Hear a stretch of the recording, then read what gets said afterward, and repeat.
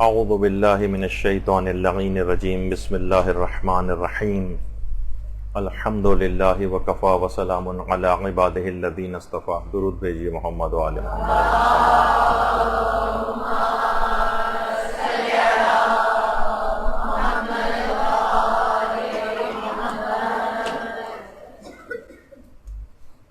سب سے پہلے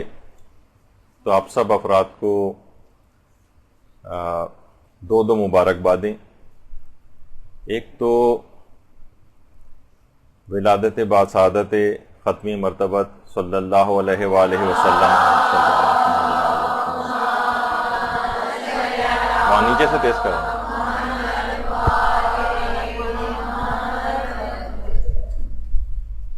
اور ہمارے چھٹے امام جعفر صادق علیہ الصلوۃ والسلام.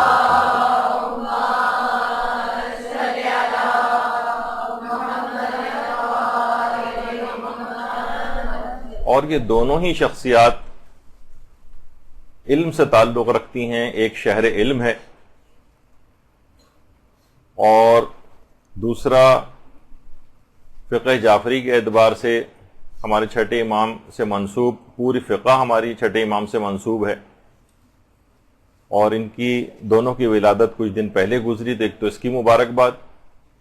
اور دوسری ایک چیز یہ ہے کہ اللہ نے آپ کو آج اپنا دوست قرار دے دیا ہے. ایک حدیث کے مطابق کہ جب خدا کسی بندے کو دوست رکھتا ہے یا دوست رکھنا چاہتا ہے تو اس کے دل میں علم کی تڑپ پیدا کر دیتا ہے. کیونکہ ماشاءاللہ اسی علم کی تڑپ کے تحت آپ نے آج مدرسے میں داخلہ لیا ہے. کچھ پرانی طالبات اسی علم کی تڑپ کے تحت دوبارہ آئی ہیں. اچھا، اب علم اور جہالت کے اعتبار سے دو پلڑے ہیں. جتنا پلڑا علم بھاری ہوتا چلا جائے گا اتنا ہی جہالت کا پلڑا ہلکا ہوتا چلا جائے گا. اور دیکھا جائے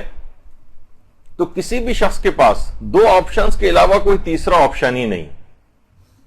اور ماشاءاللہ سے آپ نے ایک آپشن اس کے اندر سے خود ہی سلیکٹ کر لیا ہے اور وہ آپشن ہے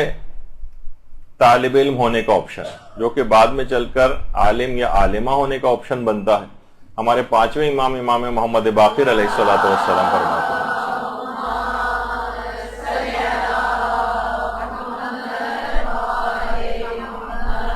امام فرماتے ہیں میں تمہارے جوانوں کو صرف دو حالتوں میں دیکھنا چاہتا ہوں، یا تو عالم بنے یا طالب علم بنے. اگر وہ ایسا نہیں کریں گے تو کوتاہی کے مرتکب ہوں گے، اور جو بھی کوتاہی کا مرتکب ہوگا وہ خود کو ضائع کر دیتا ہے، اور اگر خود کو ضائع کرے گا تو گناہگار ہو جائے گا، اور گناہگار ہوگا تو جہنم میں ٹھہرے گا. قسم اس ذات کی جس نے محمد مصطفیٰ کو برحق مبعوث فرمایا.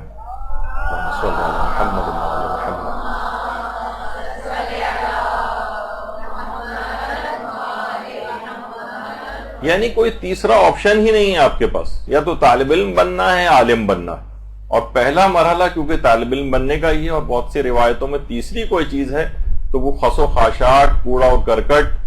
اس کو قرار دیا گیا ہے جس کی معاشرے کے اندر کوئی کبھی حیثیت نہیں ہوتی. یا تو طالب علم بنے اور اس کا اگلا مرحلہ عالم اور عالمہ بننے کا. اچھا، اب علم کی تو بہت ساری ظاہر اقسام ہیں. ان میں سے عقائد کا علم بھی ہے، اور فقہی مسائل کا علم بھی ہے، اور اخلاقیات کا علم بھی ہے، اور تفسیر کا علم بھی ہے، اور قرآن کا علم بھی ہے. وہ بھی انشاءاللہ آپ تمام کے تمام حاصل کریں گے. لیکن علل خصوص آپ کو پوری زندگی گزارنی حکم خدا کے سائے میں ہے. تو آپ کی شرعی ذمہ داریاں کیا ہیں، جس کو کہا جاتا ہے کہ علم فقہ. اچھا، ہمارے ساتویں امام موسی کاظم علیہ الصلوۃ والسلام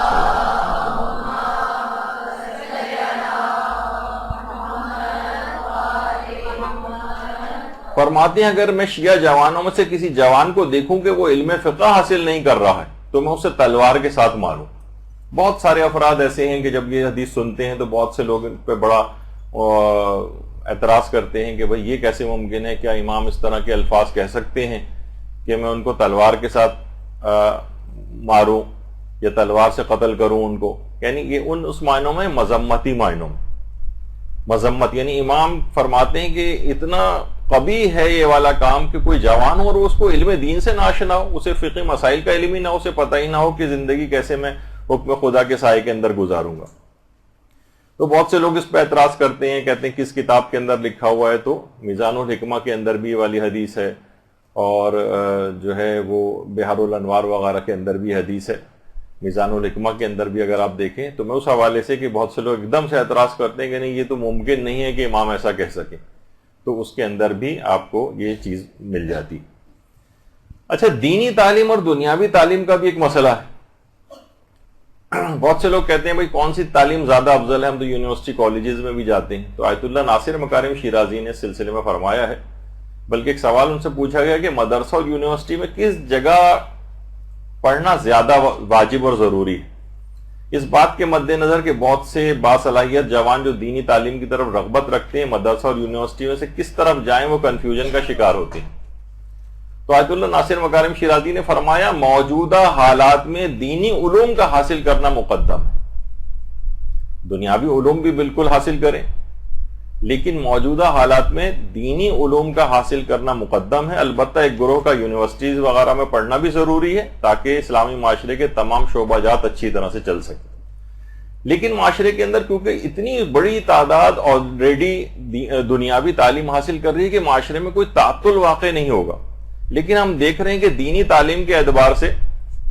معاشرہ بہت زیادہ پیچھے جا رہا ہے، بہت کم لوگ اس کی طرف رغبت کر رہے ہیں، تو اس وجہ سے ان کا یہ فتویٰ آیا کہ اس موجودہ حالات میں زیادہ اہمیت اس بات کی۔ تو اگر کوئی شخص دنیاوی تعلیم کے لیے مختلف یونیورسٹیز اور کالجز میں جاتا بھی ہے تب بھی اس کے لیے الگ سے دینی تعلیم کو حاصل کرنا مقدم ہے،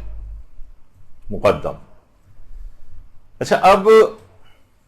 علم حاصل کرنے کے لیے دیکھیے عام طور پر کیا ہوتا ہے کہ لائبریریز وغیرہ میں جایا جاتا ہے، کتاب خانوں کے اندر جایا جاتا ہے،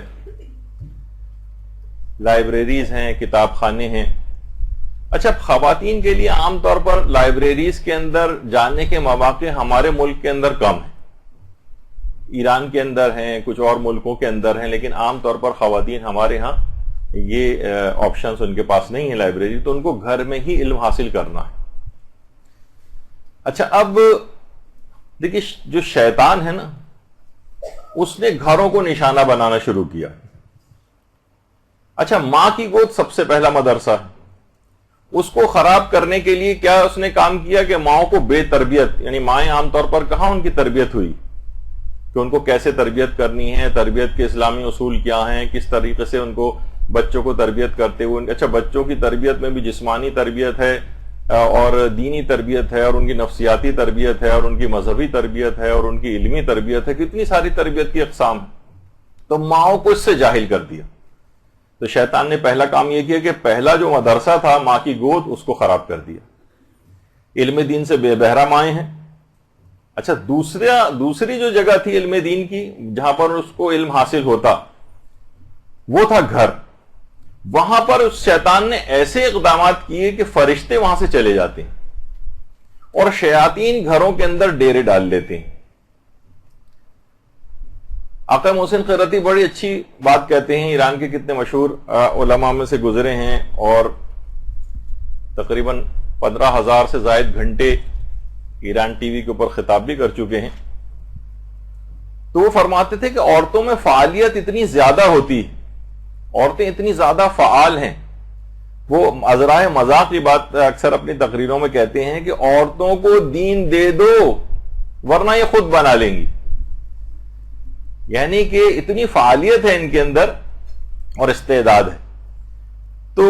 گھروں میں لڑائی جھگڑے اس نے شیطان نے کروانے شروع کر دیے، ساس بہو کے جھگڑے ہیں، ماں بیٹی کے جھگڑے ہیں، بہن بھائی کے جھگڑے ہیں، بہت سارے جھگڑے اس طرح سے، اور شوہر و بیوی کے جھگڑے۔ تو ان جھگڑوں سے کیا ہوتا ہے کہ نور علم بجھ جاتا ہے، نور علم بجھ جاتا ہے اگر گھروں میں لڑائی جھگڑے شروع ہو جائیں۔ آیت اللہ فاطمی نیا ماشاءاللہ سے موجودہ علماء میں سے اور اخلاقیات کے بہت درس ان کے آتے ہیں ایران ٹی وی سے، وہ فرماتے ہیں گھروں میں جو یہ لڑائی جھگڑے بد اخلاقیاں ہوتی ہیں، غصہ ہوتا ہے، دل توڑنے والی باتیں ہوتی ہیں، اور ان سے کیا ہوتا ہے کہ فرشتوں کی آمد و رفت ختم ہو جاتی ہے گھروں میں۔ اچھا، جہاں فرشتے آمد و رفت رکھتے ہیں وہ گھر جنت کا نمونہ بنا رہتا ہے، علم بھی وہاں پر حاصل ہوتا ہے، علم فروغ پاتا ہے۔ اب وہ فرماتے ہیں ایسا کیا کریں کہ فرشتے اس گھر کے اندر آتے رہیں اور واپس نہ جائیں اور شیاطین وہاں سے راہ فرار اختیار کریں، تاکہ وہ گھر کے اندر ایک ماحول اور فضا سازگار رہے، جو آج ہمارے درس کا موضوع بھی ہے، کہ گھر کے اندر ایسی سازگار فضا اور ماحول کیسے تیار کریں۔ کوئی ہو نیچے تو تھوڑی سی آواز کو ہلکا کروائیں، بہت گونج رہی ہے، سیٹی ہو رہی ہے۔ تو گھر کا ماحول سازگار کیسے بنائیں، فرشتے آئیں اور واپس نہ جائیں۔ تو 7-8 کام انہوں نے بتائے، یہ اگر آپ گھروں میں شروع کر دیں، یہ بہت اہم ہے، یہ اگر گھروں کے اندر شروع کر دیے جائیں تو بہت بہترین طریقے سے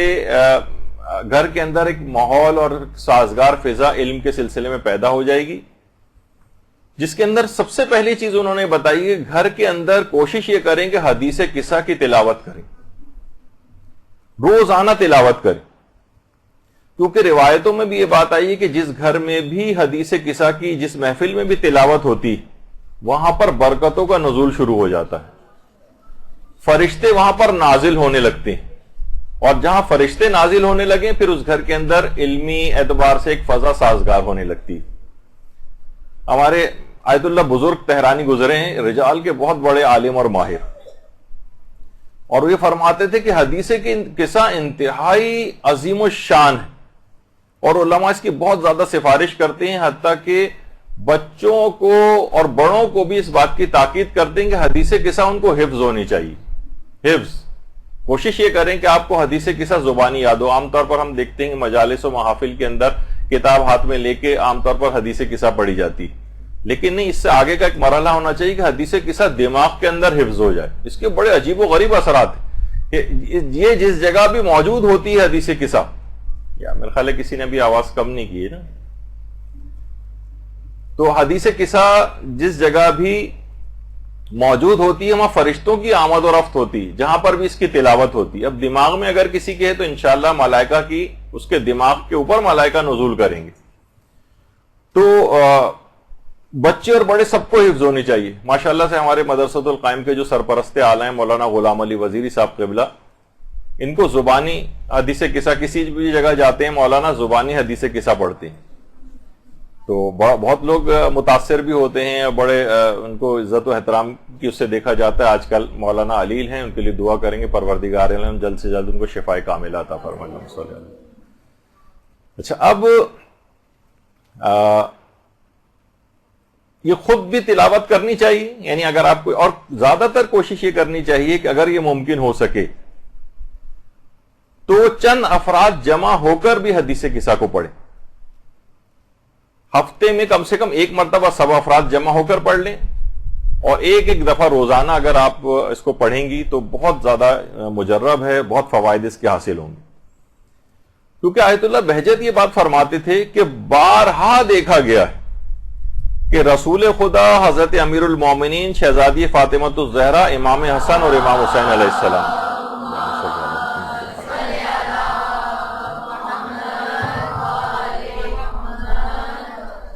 فرماتے ہیں بارہا یہ دیکھا گیا ہے کہ یہ افراد معصومین علیہم السلام یہ مجالس قصہ میں اور مجالس توسل میں حاضر ہوتے ہیں۔ سوچیں جس گھر کے اندر تلاوت ہو رہی ہے حدیث قصہ کی اور وہاں یہ معصومین ہستیاں تشریف لائیں، تو وہ جگہ مسلسل ملائکہ کی آمد و رفت اس جگہ پہ ہوگی، اور ان جیسی عظیم شخصیات وہاں پر آئیں گی۔ یہ خود آیت اللہ بہجت در محضر آیت اللہ بہجت جو کتاب ہے اس کے اندر آیت اللہ بہجت نے یہ والی بات کہی، تو کتنی بابرکت وہ جگہ ہو جائے گی۔ اور اسی طرح سے جو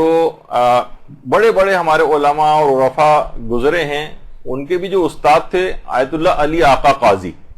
یہ ایک چیز اور فرماتے تھے کہ اس کے اندر اگر ایک چیز کا اضافہ کر لیا جائے کہ جس وقت حدیث قصہ پڑھی جائے تو ایک عجیب ایک نورانی اسی ایک فضا ہو جاتی ہے اس وقت کہ اگر اس جگہ پر عود جلائی جائے، عود ایک خوشبو جو ہے وہ حدیث قصہ پڑھے جاتے وقت جلائی جائے، اس کی خوشبو آئے۔ اور آیت اللہ رضا بہاؤالدینی، یہ بھی ہمارے بڑے علماء اور عرفاء میں سے گزرے ہیں، یہ بھی فرماتے تھے کہ کوشش یہ کریں کہ حدیث قصہ کو نماز مغربین پڑھنے کے بعد تلاوت کیا جائے، اور اس بات کی بھی کوشش کریں کہ چند افراد مل کر حدیث قصہ کی تلاوت کریں، یعنی کچھ خواتین جمع ہو جائیں، کچھ افراد جمع ہو جائیں، اور حدیث قصہ کو شروع کرنے سے پہلے 14,000 مرتبہ درود کی تلاوت کی جائے۔ درود بھیجیے محمد علیہ وسلم۔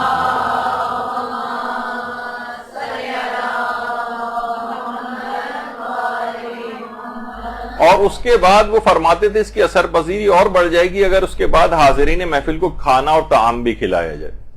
یعنی کچھ آداب ہوتے ہیں کسی بھی چیز کے، کچھ اثر پذیری کی چیزیں ہوتی ہیں ایسی کہ جو اس کے ساتھ ایڈ ہونی چاہیے۔ تو جہاں بھی ایسی محفلیں ہوتی ہیں، روایات میں ہے کہ فرشتے آسمانوں سے اس محفل کے اندر شرکت کرنے کے لیے تشریف لاتے ہیں، تو جب یہ فرشتے آسمانوں میں واپس جاتے ہیں تو آسمانوں پر پہلے سے موجود فرشتے کہتے ہیں کہ تم کون سی جگہ سے ہو کر آئے ہو کہ ایسی فرحت انگیز خوشبو تمہارے پاس سے آ رہی ہے جو اس سے پہلے کبھی ہم نے نہیں سونگی، تم ہمیں بھی اس جگہ پر لے چلو تاکہ ہم بھی اس خوشبو سے بہرہ مند ہو سکیں۔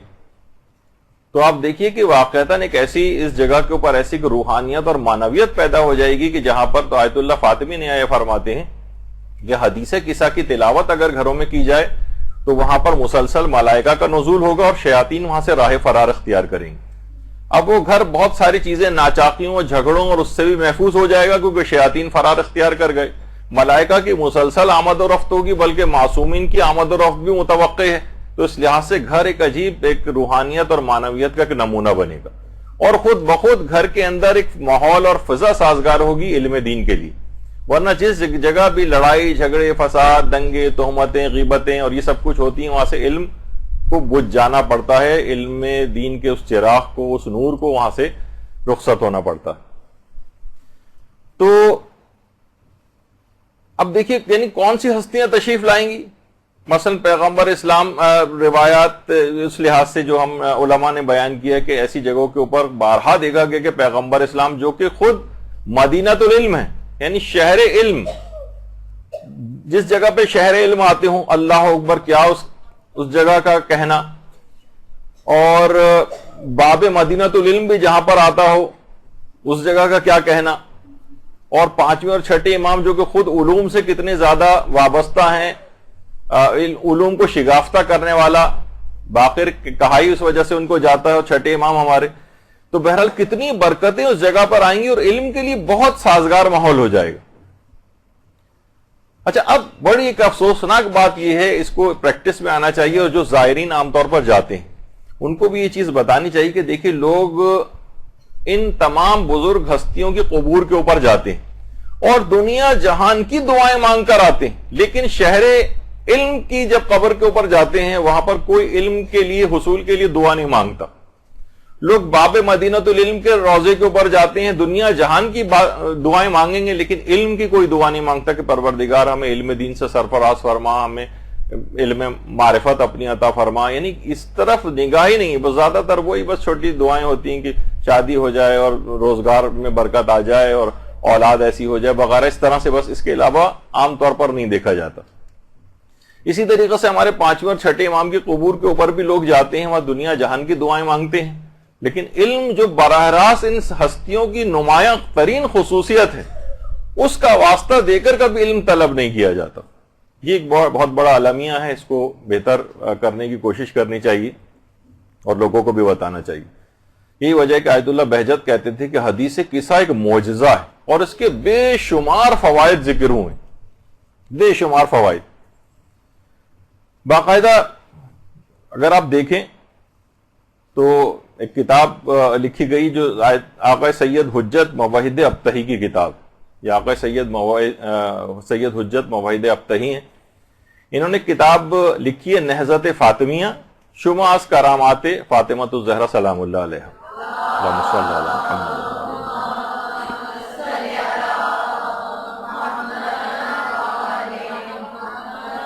اس کتاب کے اندر انہوں نے یہ واقعہ لکھا ہے، تاکہ میں اس وجہ سے آپ کو اس کا احساس دلانا چاہ رہا ہوں تاکہ حدیث قصہ کے سلسلے میں کوئی کمزوری اور نہ رہ جائے۔ وہ فرماتے ہیں کہ امریکہ میں واشنگٹن کا جو علاقہ ہے وہاں پہ حسینیہ رسول اعظم کے نام سے باقاعدہ ایک امام بارگاہ، ہر شب جمعہ وہاں مجلس بھی ہوتی ہے اور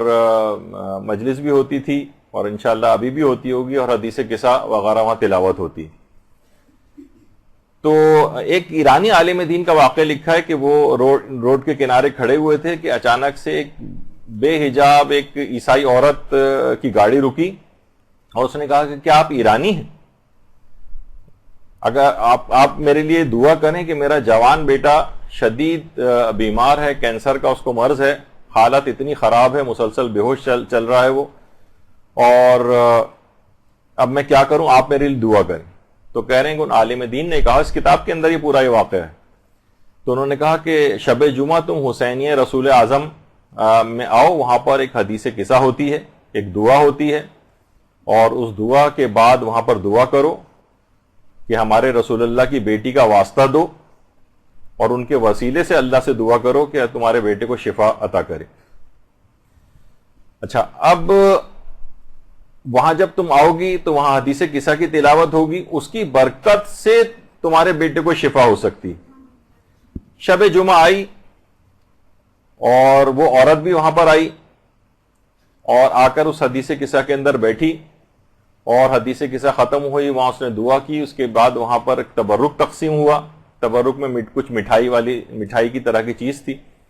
اس عالم نے کہا کہ تم اپنے بیمار بیٹے کو اس جو حدیث قصہ کا جو یہ تبرک ملا ہے، کچھ اس بچے کو اپنے لے جا کر کھلا دو. اس نے کہا نہیں، وہ کچھ کھا ہی نہیں سکتا، وہ تو تقریباً بے ہوش پڑا ہوا ہے. انہوں نے کہا کوشش یہ کرو کہ اس کا منہ تھوڑا سا کھول کے چند ذرات ہی اس کے منہ میں ڈال دو. اچھا، 2 روز بعد وہ عالم فرماتے ہیں کہ وہ عورت، میں نے دیکھا کہ وہ عورت میری طرف چلی آ رہی اور روتی ہوئی آ رہی. وہ عالم وہ فرماتے ہیں کہ میں نے سوچا کہ شاید اس عورت کا بیٹا انتقال کر گیا ہے. میں تعزیتی الفاظ ابھی اپنے دماغ میں سوچ رہا تھا. اس نے آ کے کہا کہ محترم، میں نے اس تبرک کے چند ذرات اس کے منہ میں جیسے ہی ڈالے، اس جو بے ہوش پڑا ہوا تھا اس نے فوراً آنکھیں کھول دی.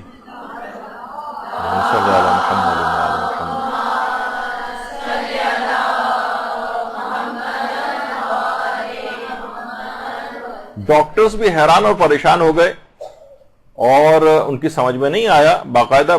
ڈاکٹرز کا بورڈ بیٹھا کہ یہ تو اس کی طرف سے بالکل مایوسی تھی، تو یہ ایک دم سے ہوش میں کیسے آ گیا.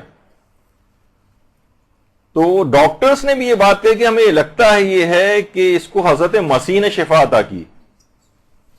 اچھا، اب اس عورت نے کہا کہ نہیں، اس نے سارا واقعہ سنا ہے کہ میں حسینیہ رسول اعظم وہاں پر گئی تھی اور وہاں مسلمانوں کی بیٹی کے ذکر کے حوالے سے ایک دعا پڑھی گئی تھی، میں نے اس کے اندر شرکت کی تھی. وہاں دعا کے بعد کچھ تبرک وغیرہ کے طور پر کچھ چیز تقسیم ہوئی، میں نے اس کے کچھ ذرات اس کے منہ میں جیسے ہی ڈالے ویسے ہی اس نے اپنی آنکھیں کھول دی. اس کے بعد بیٹا اس کا مسلسل صحت یابی کی طرف گامزن ہوا، اور اس دوران پابندی کے ساتھ وہ عورت پورے حجاب کے ساتھ حسینیہ رسول اعظم آتی رہی، حدیث قصہ کے اندر شریک ہوتی رہی. وہ خود کہتی ہے کہ میں 20 سال پہلے اپنے شوہر کے ساتھ ایک مرتبہ ایران گئی تھی. اس وقت یہ بچہ میرے پیٹ میں تھا، اور اس کے بعد میرے شوہر کا انتقال ہو گیا تو امریکہ واپس آ گئی. اس دوران کسی بھی عالم کی تبلیغ کا مجھ پر اتنا اثر نہیں ہوا کہ میں مسلمان ہو جاتی، لیکن اس حدیث قصہ کی برکت سے اور اس تبرک کے ذریعے جو مجھے ہدایت ملی ہے، میں اپنے مسلمان ہونے کا اعلان کرتی ہوں.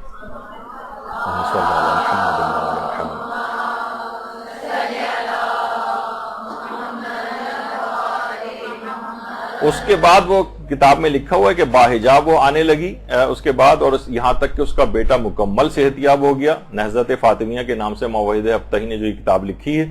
اس کے اندر پورا تفصیل کے ساتھ اس واقعے کو لکھا ہے. تو جسمانی بیماریوں کی شفا بھی اس کے اندر ہے، روحانی بیماریوں کی شفا بھی اس حدیث قصہ کے اندر ہے.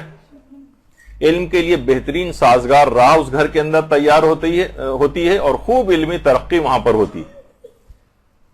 تو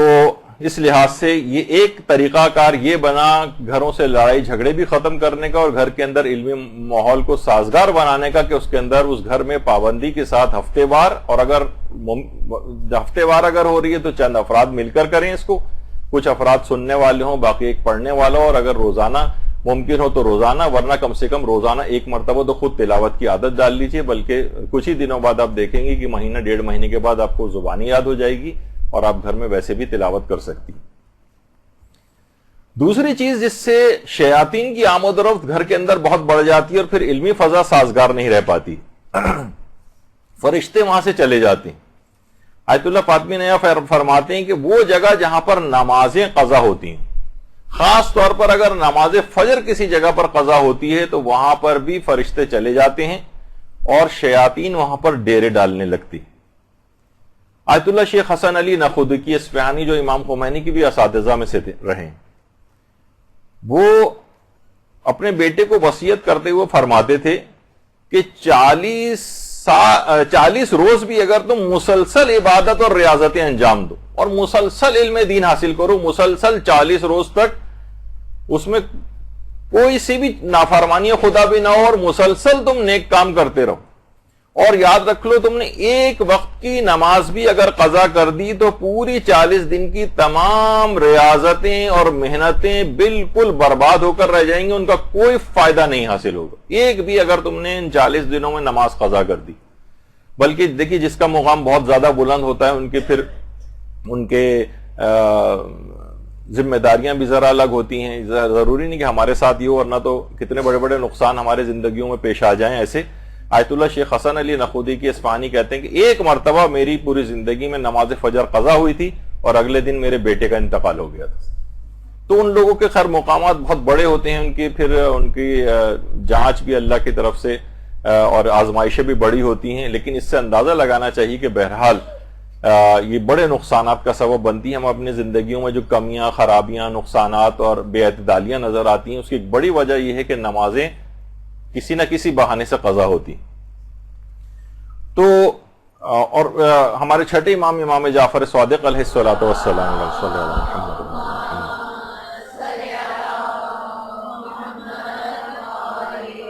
انہوں نے رزق کی پریشانیوں میں سے اور بے برکتیوں میں سے ایک بہت بڑی وجہ نمازوں کو قضا کرنا بھی ارشاد فرمائی۔ یعنی گھروں کے اندر جو رزق کے حوالے سے پریشانیاں ہیں اس کی ایک بڑی وجہ نمازوں کا قضا ہونا ہے۔ تو دیکھیے علم بھی بہرحال ایک روحانی رزق ہے، تو وہ بھی تنگ ہو جاتا ہے۔ یعنی رزق میں جب تنگی آتی ہے تو مالی رزق بھی تنگ ہوتا ہے جو دنیاوی اعتبار سے رزق ہے، اور دوسرا معنوی رزق جو کہ علم کہلاتا ہے یہ بھی تنگ ہو جاتا ہے، اور فرشتے اس جگہ سے چلے جاتے ہیں اور شیاطین وہاں پر آ کر ڈیرے ڈال لیتے ہیں۔ جبکہ ہمارے چھٹے امام جعفر صادق علیہ السلام یہ بھی فرماتے ہیں، اللہم صلی علی محمد،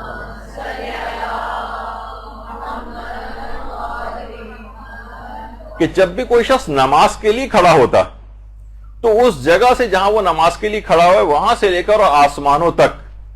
فرشتوں کی اتنی بڑی بڑی قطاریں آ جاتی ہیں وہاں پر کہ زمین سے آسمان تک فرشتے اس جگہ کا احاطہ کر لیتے ہیں۔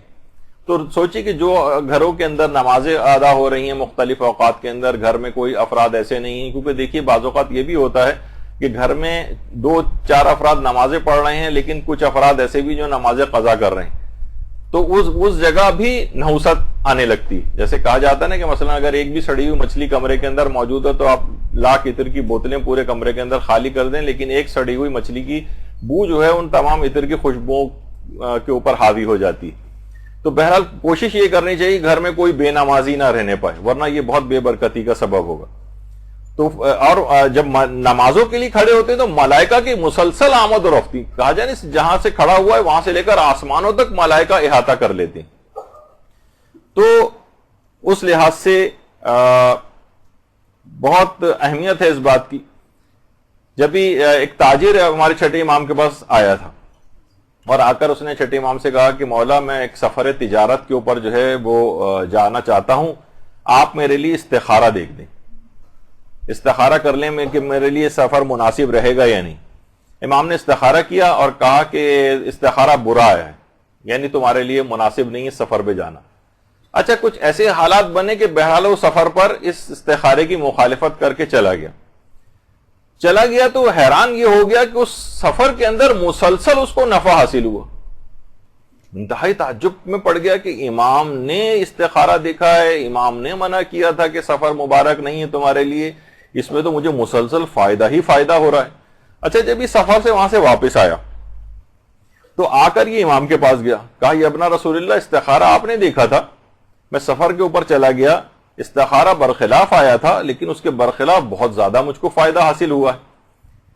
تو ایسا کیسے ہوا؟ خرابی آنی چاہیے تھی. امام اس کی بات سن کر مسکرائے اور کہا کہ تجھے یاد ہے کہ سفر میں ایک فلاں رات تو جب سویا تو اس دن کی نماز فجر تیری قضا ہو گئی تھی. اس نے کہا کہ مولا یہ تو ہوا تھا, نماز فجر تو میری قضا ہوئی تھی. امام نے فرمایا اگر تو پوری دنیا بھی دے دے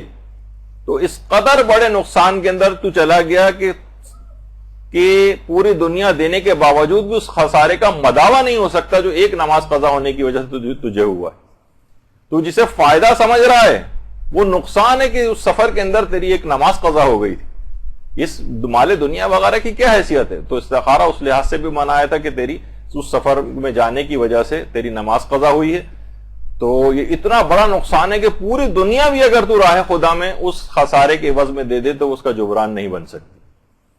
اس سے آپ اندازہ لگائیں کہ اگر ہم دیکھیں ہماری روزانہ کی جو نماز قضا ہو جاتی ہے, خدا نخواستہ کسی کی ہے نماز فجر قضا ہو جاتی ہے, اکثر و بیشتر قضا ہو جاتی ہے, کبھی کبھار بھی قضا ہوتی ہے, تو ایسا نہیں ہونا چاہیے کیونکہ وہاں فرشتوں کی آمد و رفت رک جائے گی. آمد و رفت رکے گی تو پھر علم دین وہاں پر وہ فضا سازگار نہیں ہوگی, کیونکہ وہ ملائکہ کے نزول کا مسلسل وہاں پر ہونا وہ سازگار بناتا ہے علمی ماحول کو. جب یہ آیت اللہ فاطمی نے یہ فرماتے ہیں کہ اس گھر کے اندر نماز کوئی قضا نہیں ہونا چاہیے تاکہ مسلسل ملائکہ کا نزول ہوتا رہے اور وہاں سے شیاطین راہ فرار اختیار کریں. تیسری چیز وہ فرماتے ہیں کہ جس سے ملائکہ بہت زیادہ بڑی تعداد کے اندر نازل ہوں, وہ فرماتے ہیں نمازوں کو ان کے اول اوقات میں انجام دیا جائے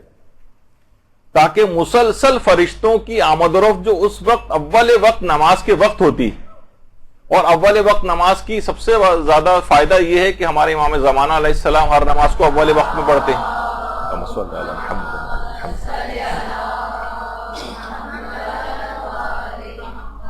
تو تمام وہ افراد جو اول وقت نماز پڑھتے ہیں ان کی نماز امام زمانہ کی نماز کے ساتھ اوپر آسمانوں کی طرف بلند ہوتی, یعنی بارگاہ خداوندی میں پہنچتی ہے. تو امام زمانہ کی اس نماز کی برکت سے ان تمام افراد کی نماز بھی قبول ہو جاتی ہے جو ان کے نماز کے ساتھ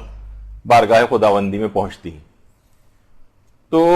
اس لحاظ سے بھی اگر آپ اندازہ لگائیں, ہمارے علماء کی سیرت بھی دیکھیں, باب پائے آفتاب کے نام سے اس کی پہلی جلد کے اندر جو امام خمینی کی سیرت پر لکھی گئی ہے کتاب, اس کے اندر امام خمینی کی جو بہو تھیں خانم طباطبائی, وہ فرماتی ہیں کہ امام خمینی اکثر ہمارے چھٹے امام کی اس حدیث کے متعلق بات بیان کرتے تھے کہ جو شخص بھی نماز کو سبک سمجھتا ہے, حقیر سمجھتا ہے, اس کو ہماری شفاعت نہیں ملے گی. تو میں ان سے پوچھتی تھی کہ شاید امام معصوم کا مراد یہ ہو کہ سبک سمجھنے سے مراد نماز کے کہ کبھی پڑھ لی کبھی نہیں پڑھی, یعنی لوگوں کی اکثر نمازیں جو قضا ہو جاتی ہیں. تو امام خمینی ہم سے فرماتے تھے کہ نہیں ایسا نہیں ہے, اگر ایسا ہوتا تو یہ تو فعل حرام ہے, یہ تو گناہ ہے, تو خلاف شریعت اسلام ہے اگر نمازیں کوئی قضا کر رہا ہے. یہاں امام کا مقصد اور منظور نظر یہ والی بات ہے کہ نمازوں کو اول اوقات میں انسان ادا نہ کرے اور دوسرے کاموں کو ترجیح دے نماز پڑھنے سے پہلے. ابھی یہ کام کر لوں, ابھی یہ کام کر لوں, اور نمازوں کو تاخیر میں ڈالے. امام نے فرمایا اس کو ہماری شفاعت نہیں ملے گی کہ جو کہ نمازوں کو سبک سمجھتا ہے.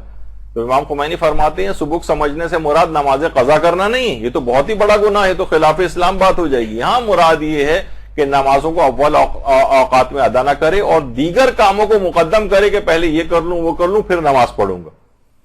تو انسان اس وجہ سے انہوں نے بات بیان فرمائی کہ دوسرے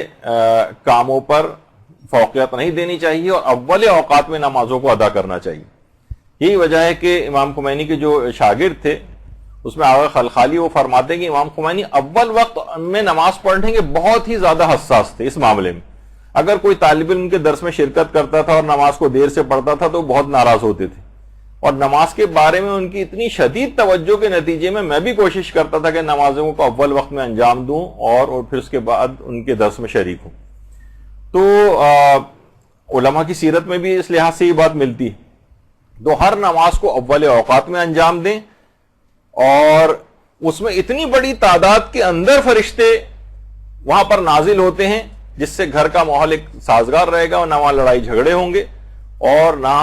ہی وہاں پر ایسی فضا تیار ہوگی جس کے نتیجے میں آپ علم دین حاصل نہ کر سکیں۔ پھر فرماتے ہیں چوتھی چیز یہ ہے کہ اس گھر میں کوشش یہ کریں کہ نجاسات موجود نہ ہوں۔ عام طور پر، اب میں اس کی اتنی تفصیل میں تو نہیں جاؤں گا، لیکن عام طور پر جو بچوں یا چھوٹے بچوں والے جو گھر ہوتے ہیں اس میں کسی جگہ بستر ہیں وہ پیشابوں سے جو ہے وہ بھرے ہوئے ہیں، مثلا اسی کے اوپر چادریں تبدیل کر کر کے، بہرحال وہ اس کے اندر نجاستیں موجود تو رہتی ہیں، اور مثلا پاکی ناپاکی کا وہ اس طریقہ کار ان کو نہیں پتا ہوتا لوگوں کو کہ مثلا پیشاب اگر کسی بچے کا زمین پر پڑا ہوا ہے تو اس کو کیسے پاک کیا جاتا ہے، بہت ہوا تو وہ ماسی وغیرہ آتی ہے وہ پوچا وغیرہ لگا کے بلکہ اس کو اور پھیلا دیتی ہے اس نجاست کو، کیونکہ خاص طریقہ کار ہوتا ہے اس کا کہ نجاست کو کیسے پاک کیا جائے، کر پانی سے کیسے پاک کرنے کا طریقہ ہے، قلیل پانی سے پاک کرنے کا کیسے طریقہ ہے، کارپیٹ اگر نجس ہو گیا تو اس کو پاک کرنے کا کیا طریقہ ہے، عام طور پر خواتین کو نہیں پتا ہوتا، تو عام طور پر گھر عموماً نجاستوں سے بھرے ہوتے ہیں۔ ہماری ایک دفعہ ایک موضوع پہ گفتگو ہوئی تھی خوابوں کی حقیقت پہ، ان کی تعبیر کیا ہوتی، تو علماء یہ فرماتے کہ عام طور پر وہ گھر جہاں پر نجاستیں ہوتی ہیں وہاں پر خواب پریشان لوگوں کو آتے ہیں، یعنی ایسے خواب آتے ہیں کہ جن کی کوئی حقیقت نہیں ہوتی، جو بالکل کوئی تعبیر نہیں ہوتی، عجیب بے ڈھنگے قسم کے خواب ہم دیکھتے ہیں، علماء کے خواب، امام کو خواب میں دیکھ رہے ہیں، معصومین کو خواب میں دیکھ رہے ہیں، ان سے سوال و جواب کر رہے ہیں، ان سے بات چیت کر رہے ہیں، کتنے خواب رویا صادقہ جن کو کہا جاتا ہے، لیکن ہم دیکھتے ہیں کہ ہمیں جو خواب آتے ہیں عجیب بے ڈھنگے اوٹ پٹانگ ٹائپ کے خواب ہوتے ہیں، وہ اسی وجہ سے ہوتے ہیں کہ وہ ان کی کوئی گھروں کے اندر اس طرح کی نجاستیں بہت ہیں، اپنی جو کمیاں ہیں ذاتی نجاستیں، گناہوں کی نجاستیں، اس کے علاوہ یہ طبعی طور پر جو نجاستیں ہیں، فزیکل نجاستیں، وہ بھی بہت ہیں، تو اس کو کوشش کرنی چاہیے کہ گھر میں اس طرح کی نجاستیں موجود نہ ہوں، ورنہ پھر کیا ہوگا، نجاستیں ہوتی ہیں تو فرشتے وہاں سے چلے جاتے ہیں اور شیاطین بسیرا کرتے ہیں، اور پھر وہی والا مسئلہ ہوتا ہے کہ گھر میں وہ فضا سازگار نہیں ہو پاتی، تو فرشتوں کو اگر گھروں کے اندر بلانا ہے، کیونکہ فرشتے کراہیت اختیار کرتے ہیں، فرشتے کراہیت کرتے ہیں کہ جس جگہ پر نجاستیں موجود ہوتی، تو کوشش یہ کرنی چاہیے کہ گھروں کو ان نجاستوں سے پاک کیا جائے۔ پھر فرماتے ہیں پانچویں چیز یہ کہ فرماتے ہیں جس گھر میں بھی چیخو پکار بہت ہوتی اور بلند آواز سے بات چیت ہوتی، وہاں سے بھی فرشتے چلے جاتے ہیں اور شیاطین وہاں پر آ کر بسیرا کرنے لگتے ہیں۔ دیکھیے آواز کو بلند کرنا اور چیخنا، یہ ایک لحاظ سے نظر یہ آ رہا ہے کہ قومی مزاج بن گیا ہے۔ آپ دیکھتے ہیں ٹی وی ٹاک شوز، اس میں مختلف اینکرز، خاص طور پر خواتین اینکرز جو ہیں، چیخ چیخ کے باتیں کرنا، جو مہمان ہیں ان کا چیخ چلا کر اپنے موقف کا اظہار کرنا، نیوز کاسٹر بھی بلکہ اپنی آوازوں کو بلند کر کر کے خبریں پڑھنا، حتیٰ کہ جو تجربے کار قسم کی اور بڑے سینئر تجزیہ کار وغیرہ ہوتے ہیں وہ بھی غصے سے چیخ چیخ کر باتیں کرتے ہیں ٹی وی پر، حتیٰ کہ ہم دیکھتے ہیں کہ بچے جو ہیں اپنے والدین سے چیخ چیخ کر باتیں کرتے ہیں، یعنی آواز کو بلند کرنا۔ آقا فاطمی نیا فرماتے ہیں جس گھر میں بھی چیخو پکار ہوتی ہے، آوازوں کو بہت زیادہ بلند کیا جاتا ہے، وہاں سے بھی فرشتے چلے جاتے ہیں اور شیاطین وہاں پر ڈیرے ڈالتے ہیں۔ اس بنا پر جو بچے خاص طور پر والدین کے اوپر چیخنے چلانے لگے، اس سے ان کی حتیٰ کہ جوان بھی ہو جاتے ہیں، بڑے ہو جاتے ہیں، چلے بہت چھوٹا بچہ ہے اس کو نظر انداز کیا جا سکتا ہے، اگرچہ اس کو بھی ایسی تربیت دینی چاہیے کہ ایسا نہ کرے، اس سے ان کی توفیقات سلب ہو جاتی۔ والدین کو تو چیخنا چلانا، ولا تقل لهما اف، قرآن کی جو آیت ہے کہ اف تک نہ کرو، اس کو وہ کتنا بڑا حکم ہے، حتیٰ کہ روایت کے اندر یہ بھی بات آئی ہے کہ والدین اگر اگر وہ والدین پر نگاہ غضب ڈال دے، یعنی منہ سے بھی کچھ نہیں کہہ رہا ہے، غصے سے فقط ان کو ایک بار دیکھ لے، تو پروردگار اس کی تمام نماز اور روزے کی عبادت کے ثواب کو ختم کر دیتا۔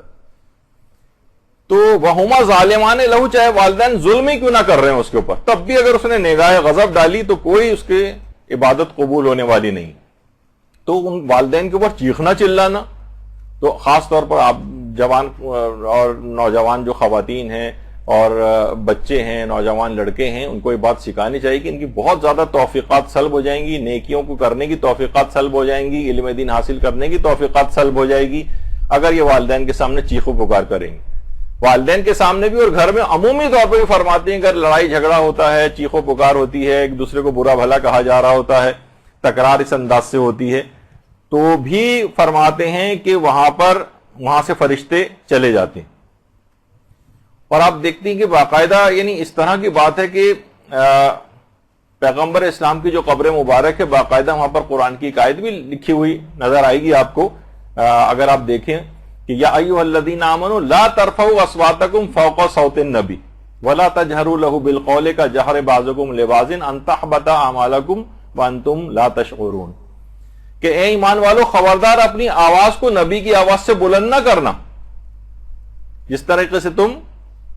آپس میں ایک دوسرے سے بات کرتے ہو. اگر تم نے ایسا کیا تو تمہارے تمام اعمال حبط ہو جائیں گے اور تم کو اس کا احساس بھی نہیں ہوگا. تو پیغمبر اکرم کے سامنے یعنی ادب کا تقاضا یہ ہوتا ہے کہ نا آواز کو بلند نہ کیا جائے, تو چیخو پکار یہ سب کچھ کرنا.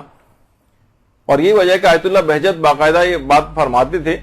کہ آداب زیارت کے اندر آداب زیارت میں فرماتے تھے سب سے اہم بات یہ بات جاننا ہے کہ معصومین کی زندگی اور موت میں کوئی فرق نہیں. تو اس کی بہت ساری وجوہات علماء نے بیان کی ہیں. یہ نہیں کہ آپ کہیں بھائی امام تو دنیا سے پردہ فرما گئے ہیں, اب ان کی قبر کے پاس اگر کوئی شور وور بھی اگر مچائے تو یہ تو زندگی کا حکم ہے, مرنے کا موت اور زندگی کا اس لحاظ سے کوئی فرق نہیں. وہی احترام, وہی تمام چیزیں, وہی ادب کا خیال رکھنا ان کی قبر مبارک کے پاس جا کر بھی یہ تمہارے ادب کا اور معرفت کا تقاضا ہوگا کہ تم اس بات میں فرق نہ کرو کہ معصومین جو ہیں وہ دنیا سے چلے گئے. تو جس طرح زندگی میں تم ان کی ادب اور احترام کرتے تھے اسی طریقے سے اب بھی باقی, اور جو فیوز اور برکات ان کی اپنی حیات ظاہری کے اندر تھے وہ آج بھی ان کی قبر مبارک سے ویسے ہی جاری ہوتے. زندگی اور موت کا کوئی فرق نہیں. تو بہرحال ہم بعض اوقات دیکھتے ہیں کہ ائمہ کے روضوں میں بھی جو لوگ جاتے ہیں تو انتہا سے زیادہ بہت سی عورتوں کو, خیر وہ جاہل قسم کی جو عورتیں یا مرد ہوتے ہیں وہ بہت زوردار آپ نے دیکھا چیخوں کی آوازیں نکال رہے ہیں, کوئی کیسی آوازیں نکال رہا ہے. یہ امام کی زیارت کے ادب کے بہت خلاف ہے. حتیٰ کہ یعنی کوشش یہ کرنی چاہیے کہ اور بھی جو اس طرح سے آپس میں ایک دوسرے کو کوئی چیخنا چلانا یا زور سے آواز دے کے کسی کو وہاں پر بلانا, یعنی جبکہ امام کی قبر کے پاس وہاں پر ایک ادب اور احترام کا تقاضا ہونا چاہیے. تو اسی طرح سے شوہر و بیوی کے اندر چیخو پکار ہوتی. وہ ایک صاحب کہہ رہے تھے نا ایک دفعہ کہ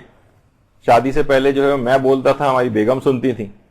اور جب نکاح ہونے لگا تو نکاح خوان بولتا رہا, ہم دونوں سنتے رہے, اب رخصتی کے بعد ہم دونوں بولتے ہیں اور پورا محلہ سنتا ہے. تو اتنی چیخو پکار یعنی شوہر و بیوی کے اندر بھی عام طور پہ ہوتی ہے. اولاد انہی سے سیکھتی ہے. جب دیکھتی کہ ماں اتنی زور زور سے چیخ چیخ کے شوہر سے باتیں کر رہی ہے تو اولاد سمجھتی کہ ہم بھی اپنے باپ کے ساتھ اس طرح سے بات کر سکتے ہیں. تو ایک سلسلہ چل پڑتا ہے اس چیخو پکار کا, اور سارے فرشتے وہاں سے فرار اختیار کرنے لگتے ہیں اور شیاطین کا ڈیرا اس گھر کے اندر جمنے لگتا ہے. تو یہ ایک بڑا مسئلہ ہے. تو شوہر و بیوی میں اس طرح کے لڑائی, یہ جو جھگڑے ہیں نا, یہ خود نور علم کو بجھاتے ہیں. امام خمینی کی جو نواسی ہیں خانم زہرا اشراقی, وہ فرماتی ہیں کہ جب ہم چھوٹے تھے اور ہم دیکھتے تھے کہ ہم کبھی کبھار ہماری نانی سفر پہ کسی جگہ چلی جاتی تھی, بعض اوقات جیسے مشہد امام رضا کے روضے کی زیارت کے لیے چلی گئی ہیں کسی اور جگہ, تو ہم دیکھتے تھے کہ ہمارے نانا یعنی امام خمینی بہت اداس ہو جاتے تھے, اداس اور رنجیدہ. تو ہم اکثر ان سے مذاق کرتے تھے کہ نانی گئی ہوئی ہیں, جب نانی موجود ہوتی ہیں تو آپ ہنستے ہیں, اور جب نانی نہیں ہوتی ہیں تو آپ اداس ہو جاتے ہیں. آپ ہماری نانی کتنی خوش قسمت ہیں کہ آپ ان کو اس قدر چاہتے ہیں. تو امام خمینی فرماتے تھے کہ نہیں, میں کتنا خوش قسمت ہوں کہ اس جیسی بیوی مجھ کو ملی. یعنی آپس میں اتنی زیادہ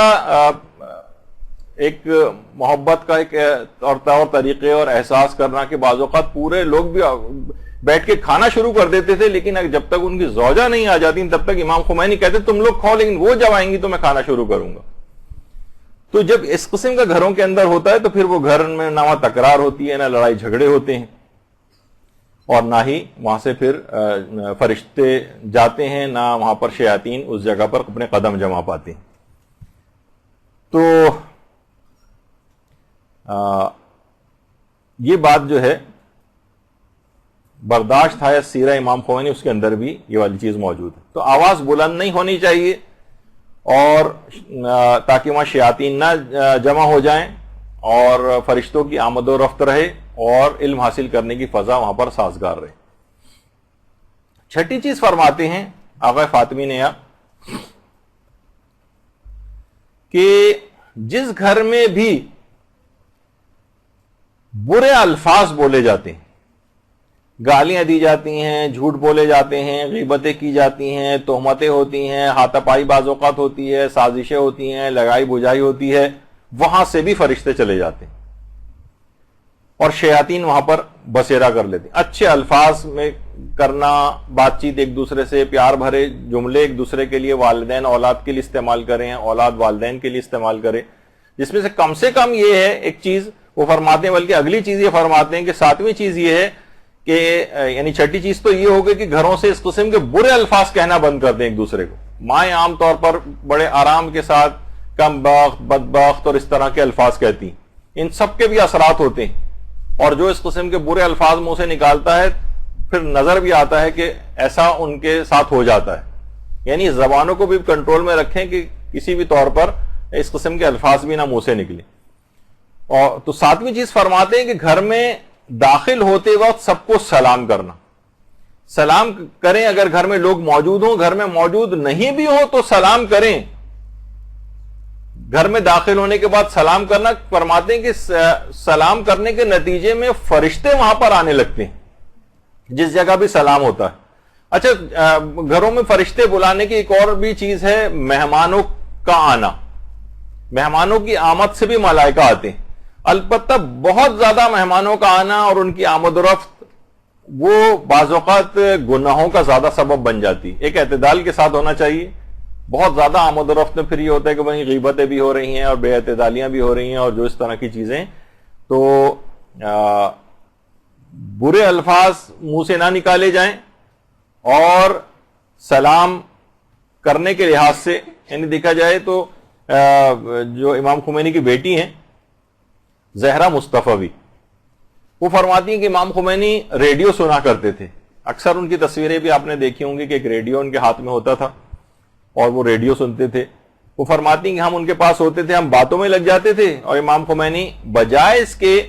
کہ وہ ہم سے کہیں خاموش ہو جاؤ یا دوسرے کمرے میں چلی جاؤ وہاں جا کر بات کر لو، وہ خود ریڈیو اٹھا کر صحن میں چلے جاتے تھے۔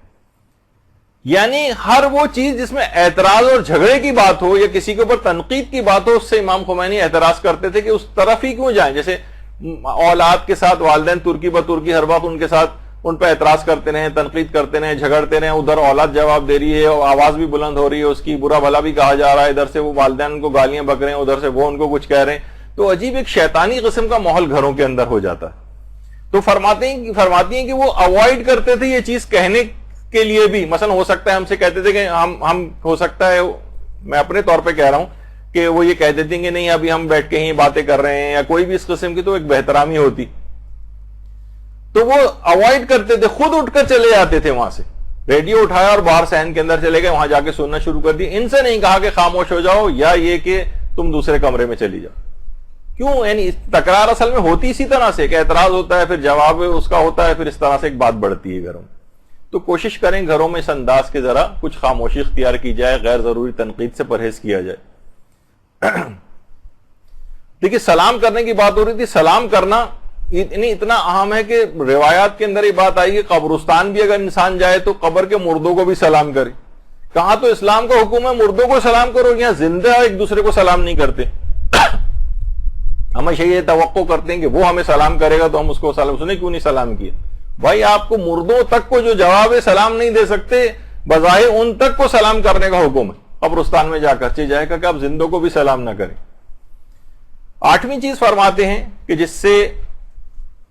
بچانا ہے اپنے آپ کو تاکہ ملائکہ وہاں پر آئیں اور شیاطین وہاں سے راہ فرار اختیار کریں، اور اس کے برخلاف کیا تو شیاطین وہاں ڈیرے ڈالیں گے اور ملائکہ راہ فرار اختیار کریں گے۔ وہ فرماتے ہیں کہ آنکھ، کان، پیٹ کو حرام سے بچائیں۔ ٹی وی پر کتنے ایسے مناظر ہیں جو روزانہ دیکھے جاتے ہیں، حرام مناظر، یہ ایک ایسی ظلمت و تاریکی دل کے اوپر پیدا کرتے ہیں۔ آپ دیکھ رہے ہیں کہ کتنے چابک دستی کے ساتھ مثلا موبائل فونوں کے اشتہارات پورے ناچ گانوں کے اوپر، ڈانس کے اوپر مشتمل ہوتے ہیں اور بار بار آپ کو دکھائے جاتے ہیں، یہاں تک کہ آپ یعنی آپ کو وہ اس کو کہا جاتا ہے کہ امیونٹی ختم کر دینا، یعنی ایک آدمی ہوتا ہے نا کہ بعض اوقات ایک چھوٹی چھوٹی ڈوز کے اندر اگر جسم کے اندر کوئی چیز جاتی رہے، امیونٹی جیسے پیدا کی جاتی، لو ڈوز میں جراثیم جسم میں انجیکٹ کیے جاتے ہیں تاکہ قوت مدافعت، تو یہ امیون ہو جاتے ہیں برائی سے. یعنی اب ان کو برائی تھوڑے دن بعد برائی نہیں لگتی. اتنی دفعہ آپ کو وہ ناچ گانا دکھا دیا گیا کہ اب اس کی برائی ختم ہو کہ ہر وقت ٹی وی کے اوپر چلتا رہے گا، سب لوگ بیٹھے ہوئے اس کو دیکھتے رہیں گے، کوئی برا ماننے والا نہیں ہوگا. اور سب سے پہلی وہ چیز جس کے بعد انسان برائی سے بچتا ہے وہ اس چیز کا برا جاننا ہے. یعنی اگر آپ کسی چیز کو برا سمجھیں گے نہیں تو اس سے بچنے کی کوشش کیسے کریں گے؟ وہ اس چیز کو ختم کر دینا چاہتے ہیں. تو فرماتے ہیں اپنی آنکھ کو حرام سے بچانا، اپنے کانوں کو حرام سے بچانا، اپنے پیٹ کو حرام سے بچانا، اور خاص طور پر یہ جو آنکھوں کے اس انداز سے بے حجابانہ گناہ، فرماتے ہیں کہ اس کے بعد جب اگر انسان ان کا عادی ہو جائے اس کے بعد نہ اس کا کسی عبادت کے اندر دل لگتا ہے، یعنی عبادات کا لطف غارت ہو جاتا ہے ان آنکھوں کے بے حجابانہ استعمال سے، نہ اس کے بعد اس کا علم دین میں دل لگتا ہے، بلکہ ان دونوں چیزوں سے اس کو وحشت ہوتی اور اس کا دل لگتا انہی رغبت اسی گناہ کی طرف ہوتی. یعنی آپ 3 گھنٹے فلم دکھا لیں لیکن اس کو آپ 30 منٹ کیا کوئی درس نہیں سنوا سکتے. یہ تلاوت قرآن 5 منٹ بعد سن کے اس کا دل اکتا جائے گا. یہ کوئی بھی واعظ و نصیحت کی بات اب یہ کان اس کا سننا برداشت نہیں کرے گا اگر یہ حرام موسیقیوں کے عادی بن گئے کان. تو آپ دیکھیں بھی کہ باقاعدہ وحشت ہونے لگی ہے لوگوں کو. اگر آپ آبزرو کریں کہ مثلا کچھ رشتہ دار خواتین بیٹھی ہوں، آپ وہاں بیٹھ کے کچھ دینی باتیں شروع کر دیں، حدیثیں بیان کرنے لگیں، قرآنی آیتیں پڑھنے لگیں، پہلے خواتین ادھر ادھر دیکھیں گی، اس کے بعد اٹھ کے چلیں گی یا بات کو بدل دیں گی. آپ کوشش کر کے دیکھیے گا کہ بہت نامانوس ہو گئی ہیں یہ باتیں لوگوں کے لیے، بہت نامانوس، بلکہ وحشت ہوتی ہے اگر کوئی یہ بات کرے تو کہتے ہیں بس بند کرو بھائی، تم کیا ہر وقت مولویوں والی بات تم نے کرنی شروع کر دی. تو یہ وحشت، ان کو وحشت ہوتی ہے احادیث کو سننے سے، وحشت ہوتی ہے قرآنی آیات سننے سے، وحشت ہوتی ہے واعظ و نصیحت کی بات سننے سے. تو یہ سب چیزیں کیوں ہو رہی ہیں؟ کیونکہ یہ کان حرام کے عادی بن گئے ہیں، یہ آنکھیں حرام کی عادی ہو گئی ہیں، شکم حرام کے عادی ہو گئے. امام کیوں فرمایا تھا امام حسین علیہ السلام نے یزیدی فوج سے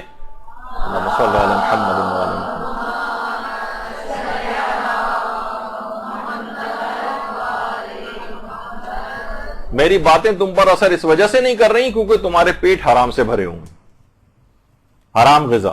اس سے اپنے آپ کو بچانا ہے. خمس کے حوالے سے لوگوں کی بے اعتدالی ہیں، غذا کے اندر حرام شامل ہو جاتا ہے، حرام اسکیموں میں پیسہ لگایا ہوا ہے، وہاں سے غذا کے اندر حرام آ رہا ہے،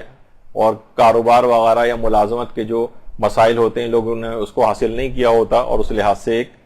حرام غذا اندر جا رہی ہوتی. اسی طرح سے حرام لمس بھی ہے، مثلا نامحرم کو ہاتھ لگانا یا اس انداز سے.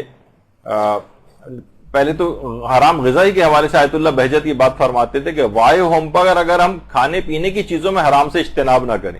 کیونکہ یہی غذائیں ہیں جو ہمارے علم و ایمان یا پھر کفر کا سرچشمہ قرار پاتی. یعنی انہی غذاؤں کو حلال غذا کھائیں گے تو علم اور ایمان میں اضافہ ہوگا، اور حرام غذا کھانے سے انسان کفر تک بھی پہنچ جاتا ہے، کفر تک. یعنی باقاعدہ میں کیسے سید زادے سے واقف ہوں کہ جس نے مذہب تبدیل کر کے عیسائی ہوا اور اس کے بعد وہ کسی چرچ کا پادری تک بن گیا، تو کفر کا بھی سرچشمہ بن جاتی چیزیں. تو حرام لمس کے اعتبار سے بھی بات ہے کہ ہمارے ایران اپنا لبنان کے جو مشہور مجاہد گزرے ہیں، امام موسیٰ صدر ان کو کہا جاتا تھا، اور لیبیا گئے تھے تو قذافی نے ان کو غائب کروا دیا تھا وہاں سے. اس کے بعد سے ان کو کچھ پتہ نہیں چلا. زیادہ امکان یہی ہے کہ ظاہر ہے کہ یا تو ان کو شہید کر دیا گیا یا اتنا ٹائم گزر چکا کہ انتقال کر گئے ہوں گے. تو جب یہ نکلتے تھے تو لوگ ان سے ملاقات کے لیے آتے تھے. ایک عورت ان کے پاس آئی اور اس نے ہاتھ مصافحے کے لیے ان کی طرف بڑھایا، تو موسیٰ صدر نے اپنا ہاتھ سینے پہ رکھ لیا اور اوائڈ کیا مصافحہ. تو اس عورت نے کہا کہ کیا بات ہے، یعنی کیا مجھ سے ہاتھ ملانے سے آپ کا ہاتھ نجس ہو جائے گا؟ تو آقا موسیٰ صدر نے فرمایا نہیں، میں اس وجہ سے ہاتھ نہیں ملا رہا ہوں تاکہ آپ کی طہارت برقرار رہے. تو یہ تمام چیزیں ایسی ہیں کہ تمام گناہوں سے اپنے آپ کو انسان بچائے. ایک عوامی مہم پہ انسان نکلا ہوا ہے، وہ اپنے ووٹرز کو عام طور پر آپ دیکھتے ہیں کہ لوگ اپنے ماننے والوں کو ان کے خلاف مزاج بات نہیں کرتے، لیکن جو اسلام کی تعلیمات کے اوپر عمل پیرا ہوتے ہیں وہ کسی بھی اللہ کے علاوہ کسی کو خاطر میں اس وقت نہیں لا رہے ہوتے۔ اچھا، اب طالب علم کے یہ تو 8 باتیں ہو گئی۔ اب طالب علم کے لیے کچھ اور خصوصی باتیں ایسی ہیں کہ جو خاص طور پر کہی جاتی ہیں کہ اس کا خیال ان کو بہت رکھنا ہے، اور ایک ہے اس میں اپنے مطالعے کے لیے ایک نظام الاوقات کا تعین کرنا۔ یہ آیت اللہ جعفر مرتضی عملی ہیں، جب تک کتابیں آپ کے پاس بکھری ہوئی نہیں پڑی ہوں گی مطالعے کے لیے، ایک نظام الاوقات ترتیب دینا پڑے گا، ایک ٹائم ٹیبل بنانا پڑے گا کہ اتنے گھنٹے مجھے روزانہ پڑھنا ہے۔ خواہ کم مدت سے شروع کریں، 1 گھنٹے کی مدت سے شروع کریں، اگرچہ بہت کم ہے، آگے چل کے خود ہی آپ کا ایک ٹیمپو بنتا چلا جائے گا جب ملائکہ کی آمد و رفت اس گھر کے اندر ہوگی۔ تو اس حد تک ہمارے علماء اس کے پابند رہے ہیں اپنے نظام الاوقات کے، ٹائم ٹیبل کے، کہ آیت اللہ شاہ آبادی فرماتے ہیں، جو امام خمینی کے بھی استاد تھے عرفانیت کے، آیت اللہ شاہ آبادی، وہ فرماتے تھے کن کے متعلق؟ آیت اللہ شیخ محمد حسن صاحب جواہر الکلام، ان کی بہت مشہور کتاب ہے جواہر الکلام۔ کہتے تھے رات کو یہ لکھنے کا کام کیا کرتے تھے۔ فرماتے ہیں کہ ان کا ایک جمع سال بیٹا جو خود ایک فاضل اور عالم تھا اور بے تحاشا شدید محبت بھی کرتے تھے آیت اللہ شیخ محمد حسن، اس کا انتقال ہو گیا۔ اچھا، کسی وجہ سے مراسم تشییع جنازہ اگلے دن تک کی تاخیر ہوئی، یعنی اب تدفین اسی کل کی جائے گی، تو رات بھر جنازے کو گھر کے اندر ہی رکھا۔ اچھا، عام طور پر مکروہات میں سے ایک ہے کہ میت کو اکیلا چھوڑنا، تو عام طور پر ہم نے دیکھنے میں آتا ہے کہ مساجد وغیرہ میں بھی لوگ آتے ہیں، مثلا اگر تدفین صبح کو کرنی ہے تو ساری رات ایک کولڈ سٹوریج کے اندر مردے کو ڈال دیا جاتا ہے کہ بس وہ وہاں پر، جبکہ مکروہات میں سے کہ اس کو اکیلا چھوڑنا، کیونکہ وہ ڈرتا ہے، وحشت کر رہا ہوتا ہے، تو اس کے پاس کوئی نہ کوئی موجود ہو۔ تو آیت اللہ شیخ محمد حسن صاحب جواہر الکلام گھر میں جوان بیٹے کا جنازہ رکھا ہوا تھا، تو ہر شب کی طرح جب رات کو، کیونکہ وہ لکھا کرتے تھے اپنی کتاب جواہر الکلام کی، اس زمانے میں وہ تدوین کر رہے تھے، تالیف، تو اس رات بھی کئی گھنٹے اس کے سرہانے بیٹھ کر جواہر الکلام کی تالیف کی۔ یہ جو کتاب ان کے ہاتھ میں ہے جواہر الکلام، یعنی کئی گھنٹے اپنے بیٹے کے جنازے کے پاس بیٹھ کر انہوں نے اپنی اس کتاب کو لکھا ہے۔ یعنی آدمی کو ایسا وہ ہونا چاہیے کہ اپنے جو ٹائم ٹیبل ہے اس کا، یعنی اس سے ذرا، جس کو ہم عام زبان میں کہتے ہیں کہ جنون، اپنے ایک علم کے حوالے سے، اپنے ایک تبلیغات کے حوالے سے، یہ جب تک پیدا نہیں ہوگا نا تب تک ایک نورانیت نہیں آتی ہے اس کے اندر۔ جب ان افراد نے بڑے بڑے مقامات کو بھی حاصل کیا ہے، تو طالب علم اسی طریقے سے طالب علم کو چاہیے کہ ہمیشہ وہ طالب علم رہے اور نظام الاوقات کو اپنے ترتیب دے، اور کبھی بھی یہ نہ سمجھے کہ اب بس میں نے اتنا علم حاصل کر لیا، بس اب میرے لیے کافی، جسے کہا جاتا ہے نا فارغ التحصیل ہونا۔ بڑا ایک لطیفے کے طور پر بھی بات علماء بیان کرتے ہیں کہ آیت اللہ وحید خراسانی کے پاس پاکستانی طالب علموں کا ایک وفد گیا، وہاں سے چند سال پڑھ لیا تھا، اس کے بعد اپنے ملک جانا تھا ان کو، تو کہا کہ چلیں آیت اللہ وحید خراسانی کے پاس چلتے ہیں، کوئی نصیحت بھی ان سے ہوگی۔ آیت اللہ وحید خراسانی کے پاس طالب علم کا وفد گیا، تو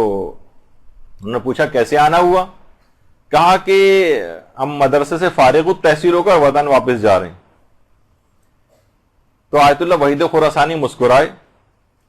اور کہا کہ ماشاءاللہ مبارک ہو، میں 90 سال کی عمر میں داخل ہونے کے بعد آج تک فارغ التحصیل نہیں ہوا، آپ اتنی جلدی فارغ التحصیل ہو کے جا رہے ہیں۔ تو یہی وجہ ہے کہ آقا محسن قراتی بھی بڑی اچھی بات کہتے تھے، بطور مزہ کہتے تھے کہ آپ اپنے آپ کو، بہت سے نوجوان فارغ التحصیل سمجھنے لگتے ہیں کہ بس اب تو جتنا پڑھ لیا اب جا کے تبلیغ کریں گے۔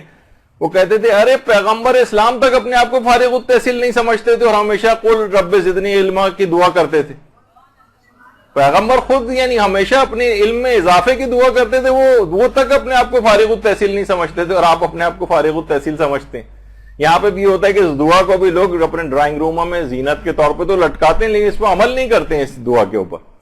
کہ ہمیشہ اپنے علم میں اضافے کی دعا ہی نہیں کرنی، کوشش بھی کرنی ہے، اس کا مطالعہ بھی ہونا چاہیے، پھر تبلیغات اس لحاظ سے اس میں کام آنی چاہیے. تو یہ سب چیزیں. اور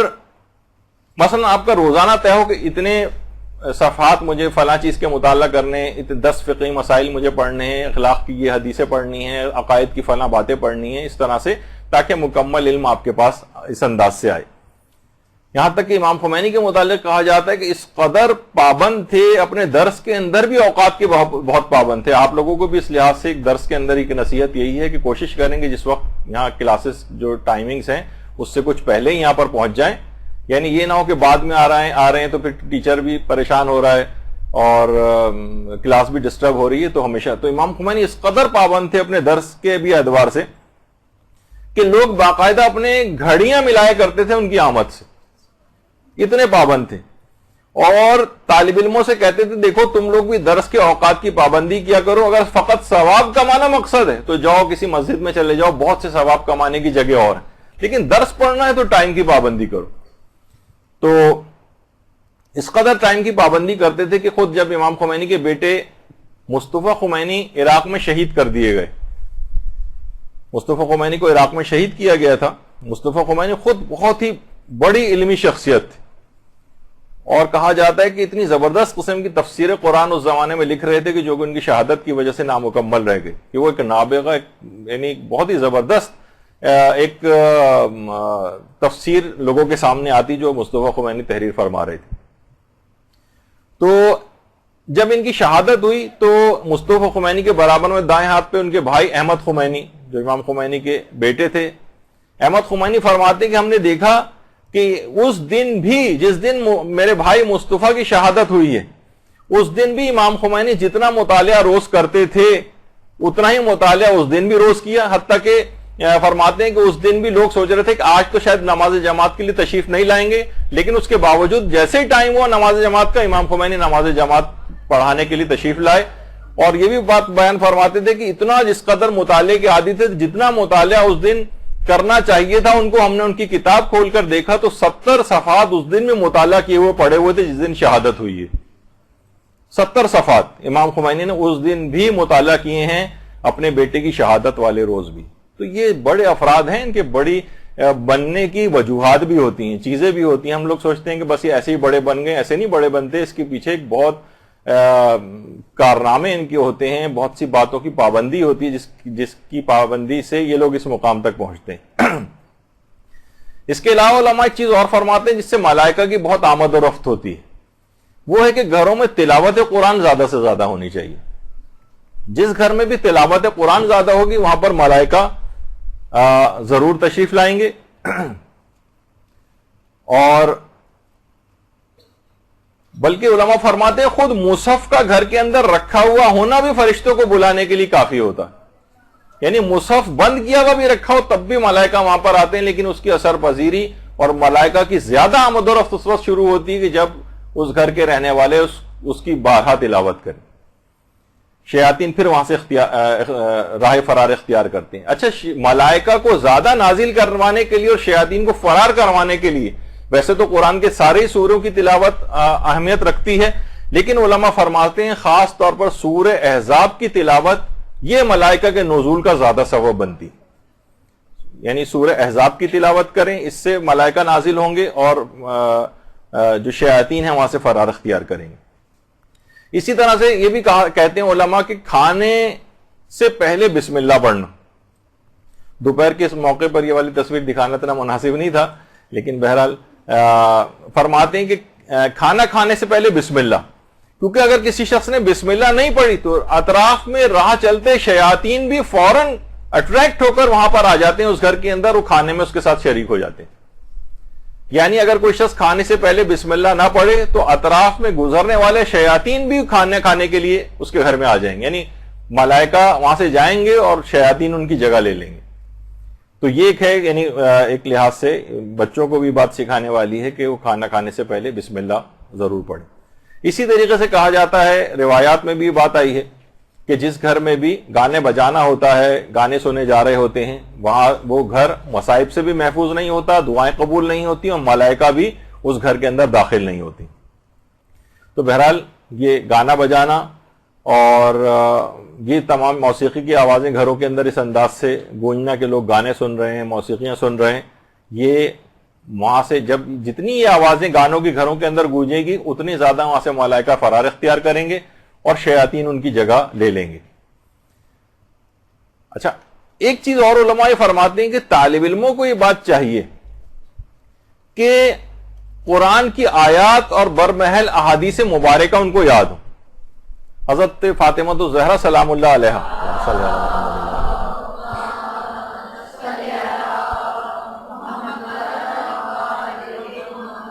روایت میں کہ ابن مسعود کہتے ہیں ایک شخص نے حضرت زہرا کے دروازے پر حاضر ہو کر کہا کہ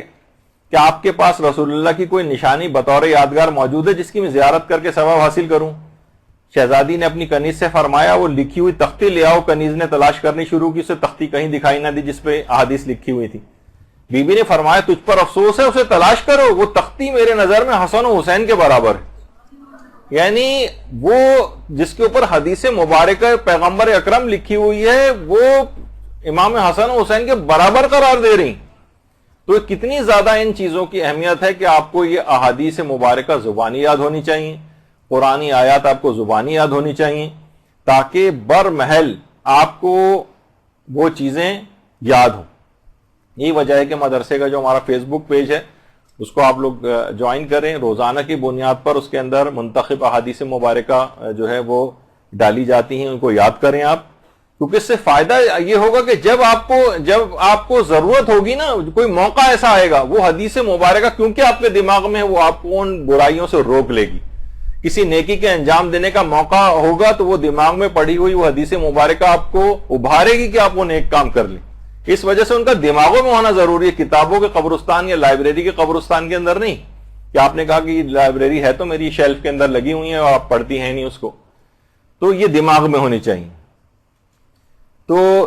یہ سب چیزیں یاد ہوں گی تو حرام و حلال کی اس قدر اہمیت ہے کہ بہرحال روز قیامت جس کو 40 حدیثیں بھی یاد ہوں گی تو روایت میں خدا اسے فقیہ اور عالم کے طور پر مشہور کرے گا، اسے عذاب بھی نہیں دے گا۔ اور فقط 2 احادیث کے متعلق بھی یہ بات آتی ہے احادیث میں کہ 2 حدیثیں سیکھ کر بھی اپنی ذات کو کوئی فائدہ پہنچائے اور دوسرے لوگوں کو بھی اس سے فائدہ پہنچائے، جس سے لوگ فائدہ اٹھائیں، تو یہ عمل 60 سال کی عبادت کا ثواب اس کو دلواتا ہے۔ تو یہ سب چیزیں آپ کو یاد کرنی پڑیں گی، احادیث مبارکہ یاد ہوں، قرآنی آیات جو ہیں وہ یاد ہوں۔ اب اتنا وقت نہیں ہے ہمارے پاس، تیز رفتاری سے بس اس کو ختم کرتے ہیں۔ تو کتنے ہمارے دیکھیے یہ احادیث کی جو خدمت ہے، کتنے ائمہ کے اصحاب ایسے ہیں کہ کتنے بڑے بڑے مقامات انہوں نے حاصل کی، جیسے کہا جاتا ہے کہ حضرت زرارہ ابن اعین 6 امام کے اور 5ویں امام کے بھی اصحاب میں سے تھے۔ امام نے فرمایا تھا کہ 6 امام نے ان کے متعلق کہ اگر زرارہ نہ ہوتے تو میرے والد کی احادیث ختم ہو جاتی، اور اس قدر یعنی پورا خاندان آل اعین، یہ آل اعین پورا خاندان، اس نے دین کی اس قدر خدمات انجام دی ہیں۔ اچھا، آل اعین کوفی تھے، یعنی ان کے والد کوفے میں رہتے تھے۔ اچھا، زرارہ کے جو والد تھے وہ عیسائی تھے، زرارہ کے والد عیسائی تھے، اور زرارہ کے جو والد، زرارہ کے دادا عیسائی تھے، زرارہ کے جو والد تھے وہ عیسائی سے مسلمان ہو گئے تھے۔ تو آپ نے دیکھا اس کے بعد ان کے اس بیٹے نے اتنی احادیث کی خدمت کی، اتنی ائمہ کی خدمت کی کہ باقاعدہ یعنی امام نے فرمایا تھا کہ اگر زرارہ نہ ہوتے تو آثار نبوت مٹ کے رہ جاتے، اتنی زیادہ خدمت کی۔ 2000 2000 سے زائد 2084 کے قریب 2094 بلکہ احادیث زرارہ سے روایات کتابوں کے اندر آئی ہیں۔ ان کے 2 بھائی بھی فقیہ تھے اور عالم تھے، ان کے بیٹے بھی فقیہ تھے، تو اس لحاظ سے روایات کے اندر بہت زیادہ، اور خود زرارہ جو ہیں قبرستان جنت البقیع میں کسی مقام پر دفن ہیں۔ تو اتنے یعنی احادیث کی خدمت کی وجہ سے، تو آپ احادیث کی خدمت کیا کریں گی کہ ان کو حفظ کریں گی اور دیگر لوگوں تک اس کو پہنچائیں گی، برمحل ان کا انتخاب کر کے لوگوں کے سامنے اس کو ذکر کریں گی، یہ آپ کی احادیث کی خدمت ہوگی۔ اب اتنا وقت نہیں ہے ہمارے پاس، کچھ چیزیں اس کے اندر اور بھی تھیں کہ جو کہ بیان کرنی ہیں، لیکن یہ کہ بہرحال بس اس کے اندر ایک بات یہ کہ بچوں کو بھی کوشش کریں کہ شروع سے اس بات کا عادی بنائیں بچے جب تک مدرسے نہیں آئیں گے، مدرسۃ القائم میں بچوں کا بھی انتظام ہوتا ہے، کوشش کریں کہ اپنے خاندان، اپنے گھر کے بچے جو ہیں وہ اپنے علاقے کے بھی جو دینی مدارس ہیں وہاں پر ان کو داخل کروائیں، کیونکہ یہ بچپن سے ہی انسان ان چیزوں کا عادی بنتا ہے۔ علماء تک اپنے بچوں، آپ دیکھ رہے ہیں ایک عالم ہے، اس نے اپنے بچوں کو بھی عالم بنایا ہوا ہے، چھوٹے بچے وہ بھی امامہ لگا کر بیٹھے ہوئے ہیں وہاں پر۔ تو اس سے کیا ہوتا ہے کہ ایک فضا ایک گھر کے اندر ایک سازگار ہوتی ہے، چاہے وہ عام دنیاوی تعلیم بھی کیوں نہ حاصل کریں، بچپن سے دینی تعلیم کا بھی باقاعدہ ایک انتظام ایک ٹیوشن ٹیچر کے طور پر گھر کے اندر لگائیں، ایک ٹیوٹر کے طور پر کوئی نہ کوئی ان کو پڑھانے کے لیے آئے۔ تو اب پوری نسلیں اس طرح سے چلتی ہیں۔ اگر آپ دیکھیں آیت اللہ سیستانی کے جو دادا تھے سید حسین صفوی، آیت اللہ سید حسین صفوی یہ قاضی القضات تھے اپنے زمانے کے، وہاں سے سلسلہ چلا۔ اس کے بعد امام خمینی کے جو والد تھے باقر سیستانی، جن کا امام زمانہ سے ملاقات کا واقعہ بھی بہت مشہور ہے، ایک عورت کے پردے کے حوالے سے جو بہت مشہور ہے، جو بھی پڑھنے کا ٹائم نہیں، یہ آیت اللہ سیستانی کے والد ہیں باقر سیستانی، انہی کے نام پر انہوں نے اپنے بیٹے کا بھی نام رکھا ہے۔ اور آیت اللہ سیستانی کے جو بھائی تھے یہ محمود سیستانی، اب تو انتقال کر گئے، یہ بھی عالم دین اور بہت بڑے مجتہد۔ آیت اللہ سیستانی پھر خود اپنے والد اور اپنے دادا کے بعد، یعنی یہ خود یعنی سوچیں کہ کیا یہ خاندان ہے کہ ایک سے ایک بڑھ کر اس کے اندر، دادا قاضی القضات، اس کے بعد والد بھی آیت اللہ، اس کے بعد خود آیت اللہ سیستانی مرجع عالم، اور اس کے بعد پھر اپنے جو ان کے بیٹے ہیں باقر اور رضا، یہ خود تقریباً درجہ اجتہاد پہ ایک ہیں اور دوسرے کے تو در سے خارج چل رہے ہیں۔ اور آیت اللہ سیستانی کے جو پوتے ہیں دونوں، یہ بھی دونوں عالم دین، یعنی یہ 5 نسلیں تو میں نے آپ کے سامنے اسی طرح سے جو ہے وہ ذکر کر دی، ایک سے ایک بڑھ کر اس کے اندر جو ہے وہ افراد موجود ہے۔ تو یہ اس سے ہوتا ہے گھر میں جب ایسی فضا سازگار ہو علم دین حاصل کرنے کی، تو پھر اولادوں میں بھی سلسلہ چلتا ہے۔ تو آپ نے دیکھا دادا، والد، آیت اللہ سیستانی، پھر ان کے بیٹے اور پوتوں تک جو ہے یہ سلسلہ اس انداز سے چلتا ہوا آ رہا ہے۔ تو اسی طرح سے آیت اللہ بہجت کے جو والد تھے، ان کا نام بھی محمود تھا۔ آیت اللہ بہجت بہت چھوٹے تھے، ایسی تربیت والد نے کی کہ بہجت جو ہے سوچیں کہ کتنا بڑا ایک مرد عارف جو ہے وہ بن گیا۔ تو بچپن سے یہ سلسلہ جوانوں کے اندر یہ شوق بیدار ہوتا ہے، تو پھر کہیں جا کر اس قسم کے افراد نظر آتے، اور اس کے لیے دعائیں بھی کرنی چاہیے۔ آیت اللہ شیخ جعفر علی کشف الغطا کے متعلق ملتا ہے کہ خانہ کعبہ کو دیکھ کر دعا کرتے تھے کہ پروردگارہ میرے خاندان اور اولادوں کو فقیہ بنا دے، اور پروردگار نے ان کی اس طلب کو دیکھ کر دعا کو قبول کیا، ان کے نامور فقیہ ان کے خاندان میں پیدا ہوا، ایک سلسلہ پورا جو ہے وہ قائم ہو گیا۔ تو اپنی دعاؤں کے اندر اس سلسلے کو جاری رکھنا ہے کہ علم دین ہماری نسلوں کے اندر باقی رہے۔ تو اس لحاظ سے بہت اس بات کی اہمیت ہے۔ اچھا دیکھیے گھروں میں ہمارے عام طور پر پڑھائی لکھائی کے سلسلے میں کیا ہوتا ہے، فضا سازگار نہیں ہوتی۔ دنیاوی پڑھائی کے لیے بھی کون سی چیزیں اختیار کی جاتی ہیں جو مائیں عام طور پر کرتی؟ کہا جاتا ہے کہ اولاد کی تربیت یا پڑھانے لکھانے کے لیے ماؤں کے جو خصوصی آلات ہوتے ہیں تربیت کے، وہ یہ ہیں جو آپ کے سامنے ہینگر اور پنکھے وغیرہ سے پٹائی وغیرہ کا۔ اس سے گھر کا اچھا ماحول تھوڑی بنے گا، اس مار پٹائی سے آج تک کوئی بچہ پڑھ کے نہیں دیا۔ ہاں البتہ بچپن سے شوق اگر بیدار ہو گیا تو ایسا شوق ہوتا ہے کہ پھر وہ جوتوں کے پاس بیٹھ کر بھی پھر علم حاصل کرتا ہے، اور پھر بڑھاپے تک یہ شوق چلتا ہے، یعنی کتابوں کے ساتھ وہ بڑا عالم بن جائے گا۔ کتابوں کے ساتھ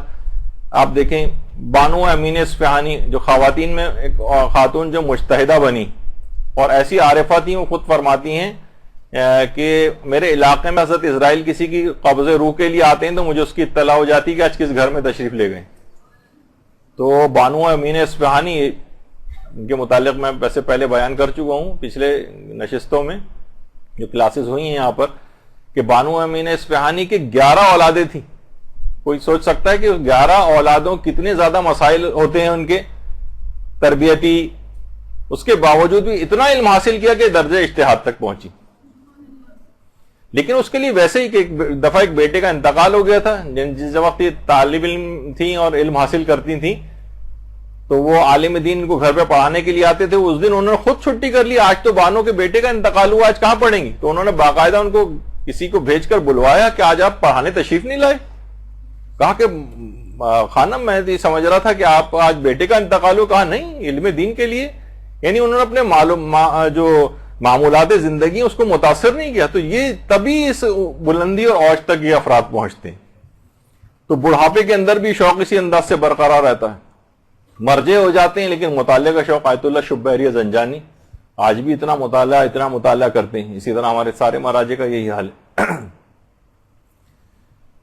اور نماز کا شوق اگر بچپن سے ہو جائے, علم دین کا شوق بھی, نماز کا شوق ہو جائے, تو یہ پھر بچپن سے ہی اپنے پیچھے نمازیں بھی کھلونے کو رکھ کے اور اپنے جو بھی اس طرح کے جو ہوتے ہیں ان کو پڑھانے کا شوق ہو جاتا ہے. بچیاں ہیں ان کو اگر اس کا عادی بچپن سے بنایا جائے, علم دین کے لحاظ سے بھی ہے اور عبادت کے اعتبار سے بھی یہی بات ہے. حتیٰ کہ پھر یہی بچے اگر بیمار بھی ہو جاتے ہیں تو وہاں پہ بھی کہتے ہیں کہ ہمیں نماز پڑھنی.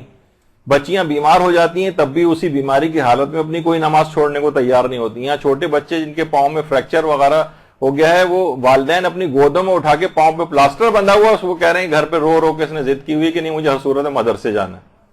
تو یہاں تک پھر ایسا ایک شوق جو ہے وہ بیدار ہو جاتا ہے. اور پھر جب یہ بوڑھے ہو جاتے ہیں اور کھڑے ہونے کے بھی قابل نہیں ہوتے تو نمازوں کو کسی صورت قضا نہیں ہوتے, لیٹ کے بھی نماز پڑھنے کی صورتحال ہوتی ہے تو لیٹ کر نماز پڑھتے ہیں.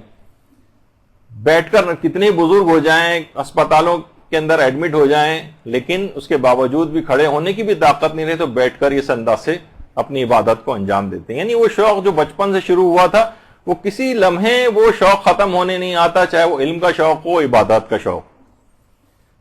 تو اس لحاظ سے بہت ضرورت اس بات کی ہے. تو اچھا, اس میں آپ کو ایک بات اور بھی دیکھ رہی ہیں کہ گھریلو کام کاج سے آپ کو پہلو طے نہیں کرنا ہے کہ بس آپ کہنے اب تو میں مدرسے جا رہی ہوں تو اب تو میں گھر کا کھانا بھی نہیں پکاؤں گی اور گھر کی صفائی ستھرائی بھی نہیں کروں گی, اور والدین چلا رہے ہیں گھر پہ اور دیگر بھائی بہن ناراض ہو رہے ہیں, یہاں تک کہ یہ سب باتیں سبب بنیں گی کہ آپ کا تعلیم دین کا سلسلہ ادھورا رہ جائے. تو آپ کو گھریلو کام بھی سب کرنے ہیں. حتیٰ کہ کتنے ہمارے بزرگ علماء وغیرہ جو ہیں,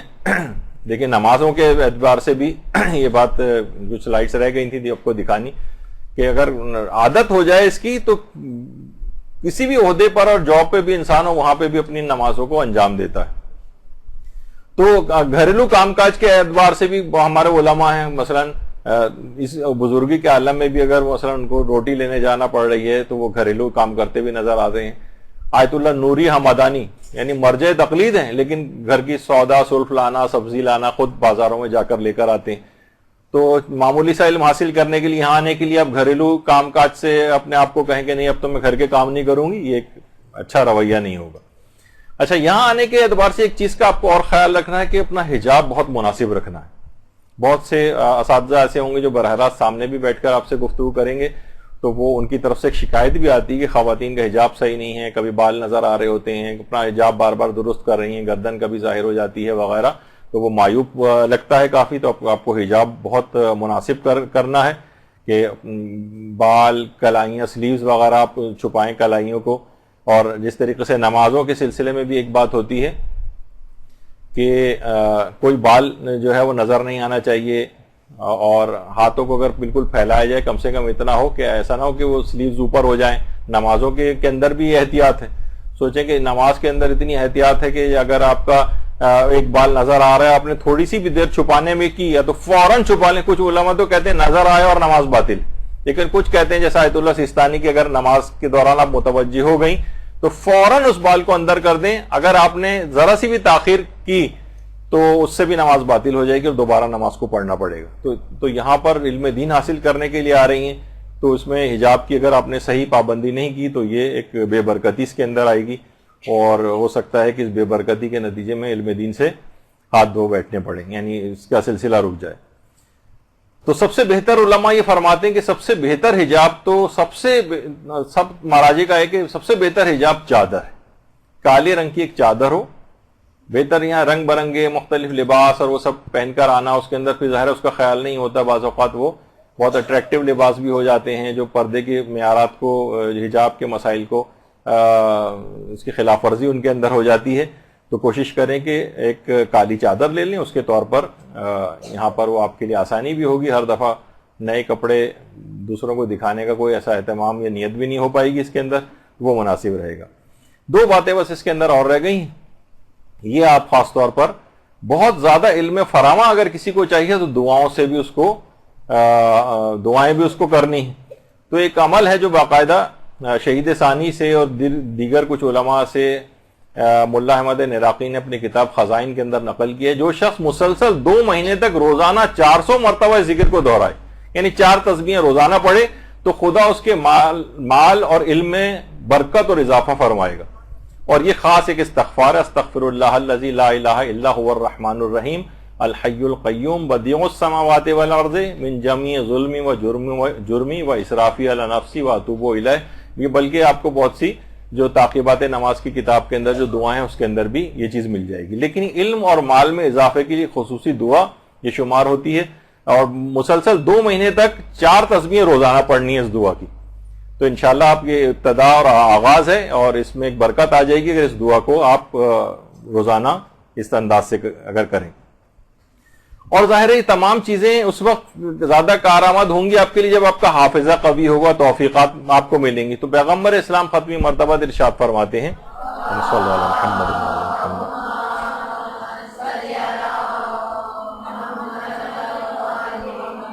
کہ جو شخص بھی باقاعدگی سے سورہ والشمس کی تلاوت کرے گا تو وہ جہاں کہیں ہوگا اللہ اسے توفیق عطا فرمائے گا اور اسے زیادہ حافظہ عطا فرمائے گا، اور وہ لوگوں میں باعظمت اور مقبول بھی ہو جائے گا۔ ظاہر ہے کہ اس کے اندر دیکھیے مقبول ہونے کی اس لحاظ سے اپنے لحاظ سے ضرورت نہیں ہے، لیکن بعض اوقات اس کے لحاظ سے ضرورت پیش آ جاتی ہے کہ انسان کی بات کا اثر ہو لوگوں کے اوپر، جب ہی وہ تبلیغ کر سکے گا، اس کی بات کو لوگ مانیں۔ تو سورہ والشمس کی پابندی کے ساتھ طالب علم روزانہ شروع کر دے تلاوت۔ اچھا، پھر یہ کہ اگر واقعی آپ سنجیدہ ہو گئی پڑھائی میں تو پھر یہ تمام مسائل جو ہے نا یہ ایک طرف ہوتے چلے جائیں گے اور آپ کی راہ بنتی چلی جائے گی۔ کوئی زندگی کا لمحہ ایسا نہیں ہوگا کہ جب آپ علم دین حاصل کرنے سے رہ جائیں۔ یہی وجہ ہے کہ آیت اللہ بہجت ایک بات کہتے تھے کہ طالب علم کے متعلق اگر کوئی خاص اہلیت رکھتا ہو، یعنی طالب معرفت ہو، تو اس طلب میں سنجیدگی اور خلوص بھی رکھتا ہو، تو اللہ کے اذن سے در و دیوار بھی اس کے معلم بن جاتے ہیں۔ ہر لحاظ سے اس کو علم عطا ہوگا، در و دیوار سے علم عطا ہوگا، بہانے سے علم عطا ہوگا، اس کو سوچی بھی نہیں سکتا، لیکن سنجیدگی آ جائے کہ مجھے علم حاصل کرنا ہے اور اپنا ایک ایم انسان جو ہے وہ بنا لے۔ اور کوشش کریں، اس کا ایک نتیجہ یہ کہ کبھی ناغہ نہیں ہونا چاہیے۔ یہی وجہ ہے کہ آیت اللہ شیخ جواد تبریزی فرماتے تھے کہ کبھی درس دینے کا ناغہ نہیں کرتے تھے، سوائے شدید بیماری کے کبھی تعطیل نہیں کی۔ اکثر بیماری میں بھی پڑھانے آتے تھے۔ ایک دن شدید برف باری ہو گئی تو ان کے شاگرد متردد تھے کہ آج درس پڑھنے جائیں بھی یا نہیں جائیں، تو دیکھا یہ بوڑھا مجتہد ہاتھ میں وسائل الشیعہ لیے برف پہ بمشکل چلتے ہوئے مسجد اعظم کی طرف آ رہے ہیں۔ شاگرد بڑے سخت شرمندہ ہوئے کہ ان کا اس ضعیفی میں یہ حال ہے، ہم جوان ہو کر بھی تردد کا شکار ہیں۔ تو یہ بڑے بڑے علماء انہوں نے یہ مقام اسی طریقے سے اس انداز سے حاصل کیا۔ کبھی ناغہ نہ کریں۔ اور آخری چیز یہ کہ جو بھی آپ یہاں سے سیکھتی جائیں اس کے اوپر عمل کرتی جائیں، جو سیکھتی جائیں عمل کرتی جائیں۔ آج جو بھی چیزیں سیکھی، مثلا آپ نے سورہ والشمس روزانہ تلاوت کا سنا، آپ نے روزانہ مثلا حدیث قصہ پڑھنے کا سنا، 400 مرتبہ روزانہ پڑھنے کی وہ تسبیحات آپ نے، یعنی جو بھی آپ چیزیں سیکھتی چلی جائیں اس پہ روزانہ کی بنیاد پہ عمل کرنے لگے۔ تو فرماتے تھے کہ مقام عرفان تک کیسے پہنچا جائے، جب پوچھا گیا تو فرمایا عرفان ہی کہ جو جانتے ہو اس پہ عمل کرنے لگو۔ اگر انسان ہر اس بات پہ عمل کرے جسے وہ جانتا ہے تو سب کچھ ٹھیک ہو جائے گا، بلکہ اللہ اس کو وہ علم بھی عطا کر دے گا جو وہ نہیں جانتا تھا۔ تو بس ایک اس کا آسان ترین نسخہ یہ ہے کہ آپ اس انداز سے اس پر علم حاصل کر کے اس پر عمل کرنا شروع کر دیں۔ انشاءاللہ آپ دیکھیں گے کہ خود ہی تمام راہ کی مشکلات حل ہونا شروع ہو جائیں گی اور ایک نورانیت آتی چلی جائے گی، آگے کی راہیں واضح اور روشن ہوتی چلی جائیں گی، زندگی کی مشکلات اور پریشانیاں دفع ہوتی چلی جائیں گی، یہاں تک کہ آپ اس مقام کو حاصل کر لیں گے جو اللہ نے آپ کے لیے مخصوص کیا ہوا ہے۔ اور اس کے اوپر آج ماشاءاللہ سے آپ لوگوں نے علم دین حاصل کرنے کی راہ پہ قدم اپنے جما لیے ہیں۔ انشاءاللہ اب دعا ہے کہ یہ سلسلہ سے انداز سے چلے اور اس میں کوئی تعطل نہ آنے پائے۔ بس یہاں پر گفتگو روکتے ہیں، انشاءاللہ اگلے جو ہوں گے موضوعات ان پہ گفتگو ہوگی، اور ذرا سے وقفے کے بعد ایک انتہائی اہم لیکچر سر وسیم امام صاحب آپ کا کر لیں گے اس متعلق۔ تو جب تک اگلی نشست کے لیے تک، والسلام علیکم ورحمۃ اللہ وبرکاتہ۔ اللجل اللجل يا مولا اللجل اللجل اللجل اللجل اللجل اللجل اللجل يا صاحب السماء اللجل